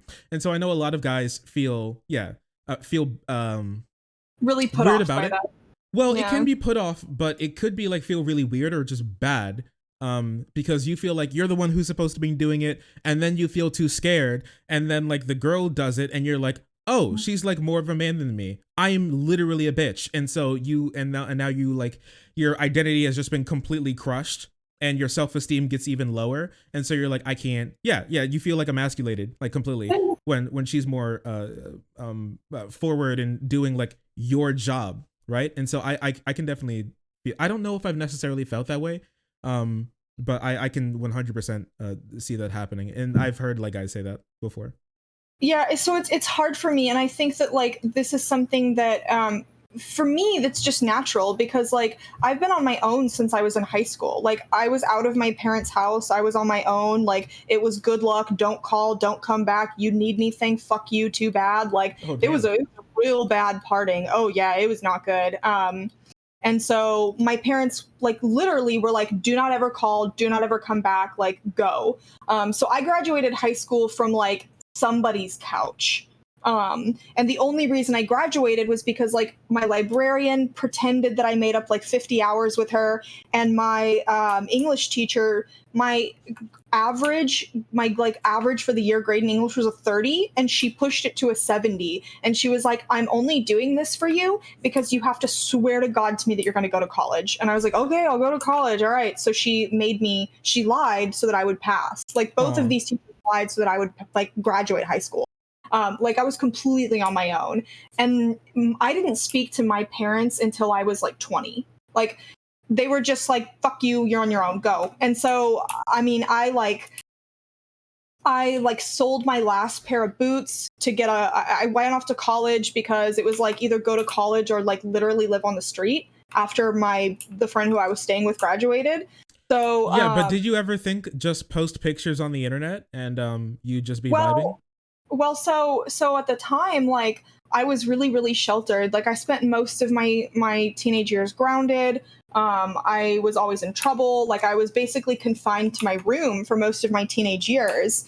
So when I was on my own, I didn't really know what to do. Like I remember one time I was like, hey, Mom, can you teach me how to do laundry? And she was like, no, you're going to fuck it up. So it was like, I didn't know how to cook. I didn't know how to clean. You know how to do laundry? Oh, I wasn't taught like how to take care of myself. Oh I was my gosh. I was always in trouble. I was always grounded. So I like didn't have any life skills. I barely passed. I was in a really bad place. So like I had to go from that as a teenage girl to like figure out how to survive in the world with like no job experience. I didn't have a car. I was never taught how to drive. I didn't have an ID. I didn't have a driver's license. I didn't have my birth certificate, my social security card, nothing. Mm-hmm. So like I was homeless for a little bit, and I went from that to like where I am now. And nobody did fucking shit for me, you know? Like I had to do some really like fucked up stuff to be able to be okay. Like I had to sell drugs. I had to become a stripper. I had to, like, because I was working like 3 or 4 jobs as a teenager, just destroying my body. I remember I sold like one of the last nice items of clothing I had so I could get a bus back from Dallas, because I went to college in Dallas because it was either that or be homeless, and I had gotten a full ride to the University of Texas at Dallas. But I dropped out because like I'd never had a job before. I didn't know how to take care of myself. Like it was too much. So I ended up dropping out, and I sold like the last nice item of clothing I had, because when I left my parents' house, this was in 2012. I was 18 years old. So when I left my parents' house, I had a backpack. That's it. That's it. I had like some clothes and some school supplies in a backpack. So I sold like the last nice like item of clothing I had, and I got a bus ticket, and I came back to Austin, and I slept on a pile, like my pile of clothes that I had on the floor in some guy's apartment that I found off Craigslist, and I got the first job I could get off of Craigslist. And then within a couple of years, I was prostituting and selling drugs because like I literally didn't know how else to survive. So when guys expect me to be submissive, like I don't have a submissive bone in my body, because if I had been submissive, I would have died. Like yeah. I've had to take care of myself. I had to take care of myself for years, you know, like at one point. Well, at one point I literally lived on the street. So it's like I had to take care of myself. And so like that attitude of I guess I don't even think about this. I don't even think about like, oh, am I emasculating a man? I don't think about gender roles or like men's expectation of me because I just am the way I am. You had to And survive. it like You never didn't have occurred. yeah, you didn't have like the privilege to care about that stuff. I didn't have the luxury of being like, oh, I'm gonna be like what are our gender roles? Like I didn't have that luxury, you know? So it has become it has definitely like come to my attention that I think, you know, like I've never actually heard anyone use the term emasculating towards me before, and so like that kind of like I never want to be that way, you know, like that's not something that I purposefully want to do to like any man that I'm in a relationship with. But I mean, I just like I don't even think twice about my attitude, I guess. And Yeah. I guess that's why, like, I think this is another reason why, like, I've never really cared for traditional gender roles either. Yeah, I mean, not everybody is like compatible with it. Obviously, everybody's upbringing and the environment that you're in makes you, you know, predisposed to being like a certain way in a relationship. I mean, for me personally, I grew up in like a more sort of like traditional household. My sort of like idea of that. Like I joke about like the like submissive like need like a trad wife type thing or whatever. I think the cottage core trad wife is that I think it's cute and everything. I wouldn't I wouldn't be like upset if it was like that's the relationship that I found myself in, or that's how my like wife would be happy. I know like in this economy have that sort of life is, I mean, probably less likely. But See, I think it's fine. so funny. The fresh and fit guys, when they're like, she can't be a career woman. I'm like, in this economy, she can't be a career woman? Yeah, like what are you talking about, you madman? You guys want to live on the street? I mean, is your like your gender roles more important than like the house that you live in? Because you're not gonna have either really when you're when you're trying to find the next storm drain to sleep on, man. Like chill, dog. Yeah, you like a lot of women like have to work as well, and I think that's like fine. I just think I think personally I think it's cute. I just don't like how a lot of people kind of like shit on that sort of like lifestyle a lot, because you know feminism isn't about like eliminating that sort of stuff. It's about like making it a choice. So you know she isn't like forced to be stuck in the home like taking Xanax and being depressed because she wanted a life, and now you've stopped her from doing that, right? We like I said, yeah, like I know why the cage bird sings, you know. I just if my wifey does Xanax, I want her to do it just because it's fun, not because she needs it. I want to do Xanax with my wife. That's true. Come on, like yeah. No, I'm joking. I'm memeing. Don't do that. Don't do Xanax. If it's not prescribed for you, don't do it. Don't do that. That's bad. You know. Right. So here's one thing I want to ask you. So what do you think about how does someone figure out that hookup culture is not for them? And also what? Please, boo. Come on, move. Did you see my camera move? No. Oh, you didn't? I saw. No. Bye, boo. Yeah, he's just gone now. He keeps hitting my camera, laying under the desk and rolling into my camera. He knocked it down over the weekend. He wants to sit on your feet. Yeah, I know. He can try, but like the camera's like 3 feet back and he just sprawls out on the entire floor and tries to knock the thing down. I'm gonna pull. Can you answer that question if you need me to restate it, please? And I'm gonna pull a Hassan. I have Bluetooth headphones so I can listen to you. Okay. Okay. I think you asked me, how does somebody know that hookup culture is not for them? How do they find out if hookup culture is not for them, and what do they do about it? Well, I mean, I think really it just comes down to like you have to listen to your gut, right? And it's I don't know. I feel so conflicted saying that, because on the one hand, I think that we need to not necessarily put stock in our feelings all the time, and we also need to understand that like our feelings are not always valid when it comes to like empirical things and when it comes to things that we have data on. But in terms of like knowing what's best for yourself and your life, I think that is when it really, really is important to listen to your gut, because you know what you want and you know what's good for you. And sometimes I think that we can be in denial about that. and sometimes I think it maybe takes some time to suss that out. But like, I think realistically in the back of our minds, a lot of the time we really do know what we want, even if we tell ourselves that that's not true, or we try to find a way that to deny it. I knew that hookup culture was not for me, and I knew that it was something that I needed to take a break from when I was hooking up with someone, and I just remembered like not that I felt nothing, but that I was just like, I don't even want to be here right now. Like, I was literally having sex with someone, and I think I remember turning around and being like, you actually need to get out of me. Like, you need to exit my body right now, and just feeling like, in retrospect, this is extremely funny. But at the time, I just remembered feeling like just fucking dead inside. That poor man.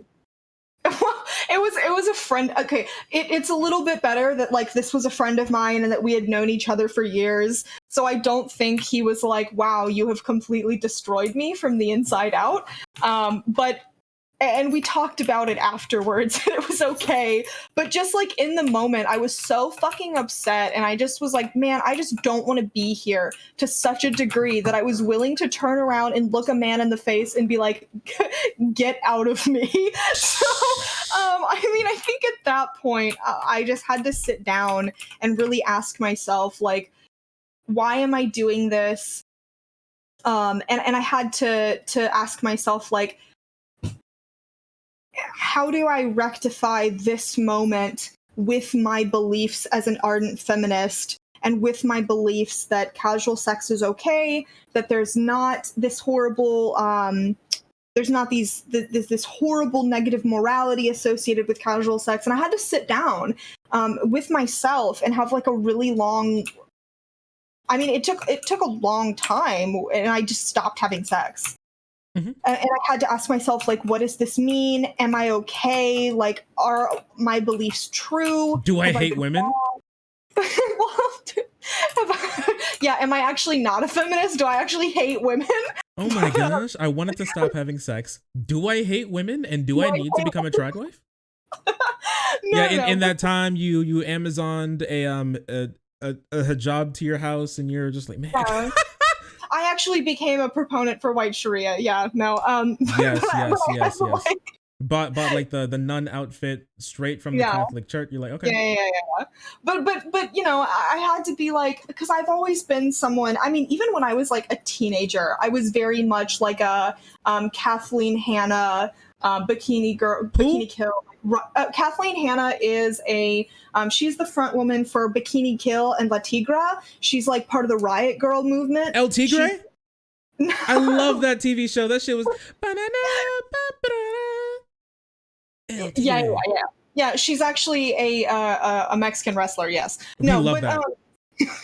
We stand. But so like I was always very much, even when I was a teenager, I was like, fuck you, female liberation now. We will have sex. You will not, like, you will say nothing, or you will fucking accept it. Like, if you don't like it, fuck off. Like, even when I was 17, I was like a rad femme. Not like the kind of rad femmes that like hate trans women and hate sex workers, because I wasn't really familiar with the concept of sex workers being excluded from feminism, and I didn't really know that trans people existed when I was 17. But I was very much like, okay. But I was very much like like female liberation now. Like, you're like the sort of like go run to the Capitol and then hydro pump period blood on the doors type thing. No. No. While I would free bleed while handcuffed to Nancy Pelosi's office door now, but I think that. You know, I have always been very much a fuck you, women are equal, we can do whatever we want with our bodies, we will have whatever sex we want, gender equality is a must, you know, you will not stand in the way. Like, I've always been very, very radical on this issue. And so, you know, I had to really ask myself, what does this mean? for me and for my political beliefs. And I think I just came to the conclusion that for me at that juncture in my life, casual sex was just not something that was working in that moment. And so I think what really, how do you find out is, well, you listen to yourself. Is this making me happy? Like, is this a fun, enjoyable experience for me and for the other person involved? And if the answer isn't fuck yeah, this was awesome, then the answer is no. Then the answer is you don't have casual sex right now, because you're either doing it in a way that's damaging to you, or you don't really know what you want, or maybe this isn't right for you. And I think now as a more mature, oh my god, almost 30-year-old, like, now I can understand that nothing about that is contradictory to the ideas of female liberation, female sexual liberation. Nothing about that is contradictory to the ideas that casual sex can be okay. But really, I mean, it comes down to, like, you have to listen to your body. The entire point of casual sex is that you're supposed to be enjoying yourself. And if you're not enjoying yourself, then you don't need to be doing it. And that doesn't mean you have to assign some sort of moral value to it. It doesn't mean that you're lame. It just means that it's not right for you right now. And you know what? It might not ever be right for you. And that's okay too. You're talking to me like you're like a mom. You got that mom cadence. I don't mean that to you. No, I'm just saying that you got that advice from my friend's mom cadence. You got that down. I'm not sure if anybody else felt that way. It's nice. It's good. It's comforting. It's comforting. So I like it. This is why I called myself mother on Twitter for so long, because I feel like I'm all of your moms. I'm like old now. I'm like a spinster. So I'm like vicariously all of your mothers. Yeah, because So Shu definitely couldn't. I'm not sure if she could feel that. I feel like Shu has too much chaos energy. Shu could be like a really horny trad wife, but she has like way too much dragon chaos energy to be Twitter's mom. Yeah, she couldn't be like. She definitely couldn't take care of like 4 to 5 DGGers in the middle of the night. I don't think that she could do that, but. No. You could. You got that energy. Like Shu, I don't think she could. Yeah, I mean you did it well. I think so. No one got lost, no one died. I feel like that's a Sisyphean task for GGGers. Oh man. Oh, I mean, hey, you did it, right? So much faith in me. I mean, I was there. I watched it. You something turned up. What? Wait, did I already do this? Did this already happen in Dallas? How much did you lose from that night? Can you what do you remember from that? This is an important question, because I'll say something and you're like, did I do that? What do you remember from that night? I remember we bought pitchers of margaritas at the Mexican restaurant. Yeah. And then who was there? You. Okay. Sansel. Yes. And Aiden. Yes. Oh my god, and 5 to 6 DGGers. Mm-hmm. Oh my god, I already did it. Yeah, you did. Yeah, me and Sand were on like we were on like take care duty. We were driving them around in Sand's car for a while there. Like and around, and then you kind of took charge. Like after everything was done, you're just like, okay, we're gonna find out where to go. We're gonna find out where to eat. You go here, you go there, and yeah, I don't know, like if you're drunk before we got pizza or what happened, but oh yeah, I was drunk the whole time. Oh, that's why you don't. Do you remember do you remember you taking my camera and taking pictures during the conference? Yes, but I was also drunk when that happened. I think I started drinking at like 11 a.m. that day. Okay, now it's starting to make sense. Okay, now because I said the story on Twitter where you like grabbed me when I said, "Oh, I've never ordered something from a bar before," and you literally like grabbed me by my hand and you're like, "We're going to the bar." Over to the bar? Yes, yes, and it was like it it was like the he said he didn't want pickles sort of moment, and me just like standing behind. Yeah, I mean, like lemon's really good. He can't. You got something with lemon? He likes lemon. So okay, I have two modes when I'm drunk, and one is Dommy Mommy, Yes, which I I believe was experienced that. activated. Yes, which was activated at the Better Discourse, and the other is like actual Chaos Dragon. But I haven't gone like full sicko Chaos Dragon mode in a very long time. Like I was probably still working at the strip club the last time that happened. Yeah, So now I think I instead just do, of like I think the Dommy dragon went dormant, and now you just go mom sleepy, and Yeah. that's it. Yeah, because Yeah. I got we got the full dominant, you know, sliding, telling you to slide open the door to the soccer van, and everybody hop in and strap in, and then I'm tired, I want to go home. When are we going home? I'm yeah. sleepy. Oh yeah, and then at pizza I was like, I'm sleepy. That's Yeah, right. and then like me and San had to be like, so it's okay if you want to go home, you can go home. It's all right. And then it was like, Yeah. well, I mean, like 1 second, yeah. And Aiden it was fun. like, oh, she's drunk. You were like, it's fine, it's okay, and I was like, It's fine. There was literally no problem. All right, Destiny and Melina had already like booked it after trying to get a single breath from oh from yeah, the DGGers that accosted them. literally tailed to their table while they were trying to have dinner with each other, and the DGGer spotted them, and they were like, we gotta go, and we were like, Target acquired. Yeah, Literally encircled. They like taking chairs and sitting down. Because I wanted to go say hi to Melina at the very least. Like no, but it was impossible. Just so hey, yeah. But like, Yeah. and afterwards, after they left, they had like 5 minutes to eat pizza, and I was like, I'm gonna leave them alone. And then you know that when they got up and fucking booked it out of the pizzeria, and then just like that was the funniest thing I've ever seen. Yeah, by the time I was even like, are you sure? Are you boys sure that's such a good idea? They were like already across the room, like pushing What? chairs in to sit down. Yeah, they were gone. Yeah. No care. They want to spend more time with father. He is here. Yeah. It's my Yeah, time. Daddy. I am so glad. I'm so glad that people do not know who I am on that level. I would not be that nice. Like, if kids just came over and sat with us, I'd be like, do you not see that I am with my boy wife having dinner? So my boy wife and my new black child. Okay, and we're having a nice family dinner, and you come here and you do this to me. And then me and Aiden are just like, we're just looking at each other like, you oh my god, I have you in a papoose strapped to the front. I'm with Aiden. I'm like, my boy wife and my son are here at my family dinner. Oh my god. Oh, yeah, I mean I definitely experienced that. It was fun. I mean, I'm the people that I met who wanted like pictures and everything. They were like super cool. I'm glad that I got to meet them. Yeah, they were like super sick.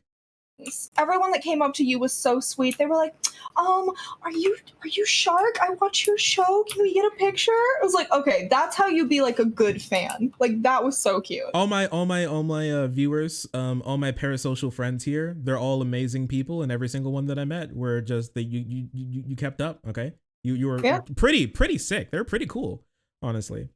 Yeah, it was pretty good. But yeah, like hookup culture. It's a little wild. Some people have said that I'm like anti-hookup culture. I speak against it like every now and again, but the main thing is just that I just don't see people doing it from like a good lens. It's it's just like it's either hookup culture. Everybody's got to take a dive and get a dick appointment. It's time. It's Vagoober time. Everybody needs their Vagoober time. All right, they need to soak a little bit, right? And I'm just like, well, not everybody. It doesn't work for everybody.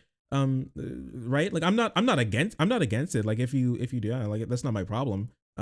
Right, and like I've said, like I've been on Tinder, I've been on Bumble, I've met women before that I've not seen before. I've been given illicit drugs on first dates. It's been like that. What? What? No, it's a little funny because like my editor Argo was scolding me a little bit. She was scolding me because I talked about how I spent some time with some gay people, and this like guy who was smaller than me offered me a little sniffy boy. Like I think it's called a popper, right? He's like, you want one? Oh, did you do it? I took one sniff and it made me really Yeah.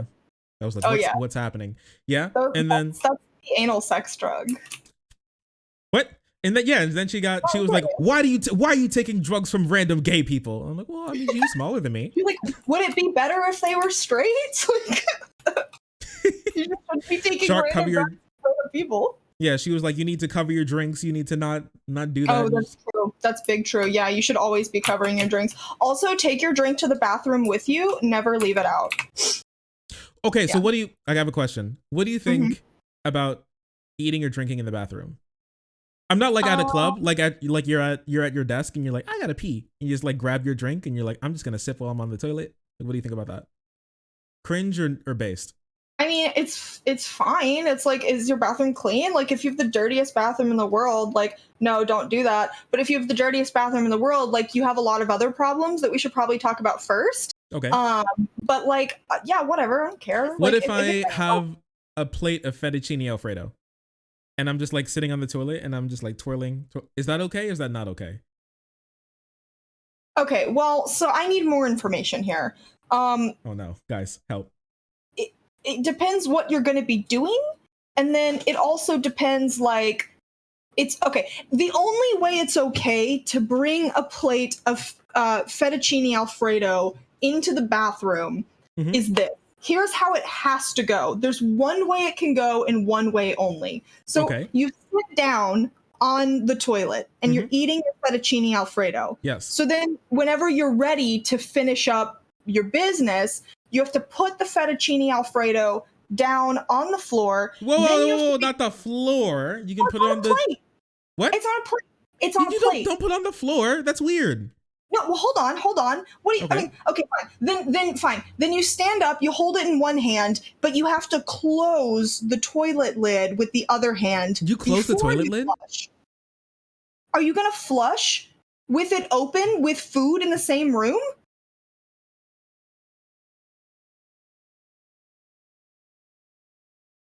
What? I don't know what you're talking about. Here's what you have to make sure you close the lid, okay? You close the lid, then you're allowed to flush. But you have to use your hand. You could like use your foot and you can go, you can go like what, Okay, fine. Then you can use your foot. Look, I don't care what appendage you use to flush the toilet, but you have to make sure the lid is closed first, okay? Then you're allowed to flush. Like, I don't know about you, but like my toilet in every place that we live here is separate from the counter. Like the toilet is always in like a separate room with the door. That's why I was saying. I saw that. I was a little concerned how I had to go poop in the poop closet, but I was like, whatever. This is just how like apartments and stuff are designed here. But so you can put the, you close it, you make sure it's closed, then you flush, then you're allowed to go put it on the counter. You have to wash your hands, okay? Right. And then you're allowed to pick it up and leave the room and continue eating. Like, that's the only way this is okay. My thing, if I'm eating a bowl of like Frosted Flakes and I'm like on the toilet, just the thing is, my rule always is it just shouldn't go below the waist, So like the food should not, there's like a barrier. Like even when you sit down, it should not go below the rim of the toilet. And so you shouldn't be putting it on the floor. You should be putting it up like higher on the counter. Now for me, like the counter is or like in the sink. You could just like set it in the middle of the sink as well. You can do that if you need to get up. But just try to touch as few things in the bathroom with your hands as possible. And don't let it like go below your waist. And I think you're kind of pogging. Okay, so here's the problem with this is that if you put it above and then you flush without closing the lid, you're just spraying particles everywhere, and they're going to go up where you've put your food now. But so the like, thing is, but it's kind of like Pompeii, like then it's like sacrifices have to be made. No. You have to escape. Okay, like the timer goes on. You've alerted the horde type thing. Like the ticker goes up on your HUD. You have like 10 seconds. Okay, you are not fast enough. You are not going to be. You are not fast enough, woman. I am. No, I'm sorry. No, this is ridiculous. No, this is not ridiculous. Yes, you are not. There's no way you're fast enough. You didn't see me. You never saw me move. I worked at McDonald's. Okay, you've never seen me move. I worked at McDonald's. I know how to move.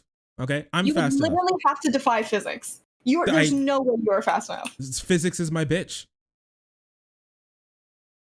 I'm so scared for you. Okay, listen. Here's the deal. Just promise me that you're gonna put the toilet seat down and closed before you flush going How forward. often Okay. do you close the toilet seat? Every time. All right. Every time. What? I'm just asking the question. Yeah. Well, okay. So here, I learned this as a little girl because I used to use the I got my ears pierced when I was little, so I used to use the ear care cleaning solution from Claire's. I don't know if you guys have Claire's over there, but it's like a store in the mall for girls with like cheap jewelry and shit. Mm-hmm. But so they used to have an ear care cleaning solution, and it's one of those squeeze bottles. And when I was a little bit older, I continued to get like piercings and stuff, and I dated a few piercers. I would always hang out around tattoo shops. And one of the piercers one time was like, "Oh my god, those ear care bottles, that shit that they used to sell is so fucking disgusting." And I was like, "What do you mean, why?" What do you mean? And he was like, "Well, because they have those like squeeze, like they have the squeeze top with the little hole, and girls would keep them flipped open, and then they'd flush their toilet, and all the like shit and piss particles would go in the air when you flush, and it'll get in the squeeze bottle, and it used to give little girls ear infections from using it." So like after I was told that, I always close the You're lid like, when I flush. this place is disgusting. Yeah, I was like, See, that's the scariest thing I've ever heard in my entire life. Okay, here's the thing. I don't think the majority of the shit particles start to become airborne until all the water leaves the bowl. Okay? Like that sort of like section where it's like all going down. That's when you get the maximum spray. And so what you have to do is like as soon as you hit it, you got a couple of seconds. The timer's going down, and you got to be able to get the food out of there before it starts. And then from it starting, you have like another quarter second to get out before it's like done, and then you're like eating like most of your poop. I think that's also, I'm memeing this entire time, just so you know. Gut microbiome must be so fascinating. Absolutely. You know what? Incredible. My gut buddies, I betrayed my gut buddies. It was like the saddest thing. I had to get antibiotics. It's so sad. Happened? When you were sick last week? Because of that? Well, did you have COVID? What happened to you? I'll DM it to you. Oh, okay. All right. But what do you mean, oh? Go ahead, wait. I'm like, it's gonorrhea. Oh my gosh. I'm kidding. You didn't have gonorrhea. I'm sure it was just super COVID. I'm so clean. I'm one of the cleanest boys. I tell you I went to go get STD tested? No, recently? Yes. Good. Everybody in chat, you see this? This is how you should be doing things. You should be getting tests. Kind of spooky. Okay? Because I never had like an STD test like this before. Usually they take like just like a drop of blood or whatever. Or something, or like some wipey, like some wipey wipe. That didn't happen. All right, like I went in, and we were just talking, and she was like, "Yeah, I gotta take a little swab." I'm like, "Swab? Okay, fine, whatever." We swab, and then she was like, "Inside your urethra." I'm like, "You what? You what?" Oh no. Yeah, and she was like, "Yeah, we have like a little custom pee hole swab," and I was, you what? Why? What she said? That was just like the test that she did. They took like a drop of blood, they took pee, and they took like urethra swab.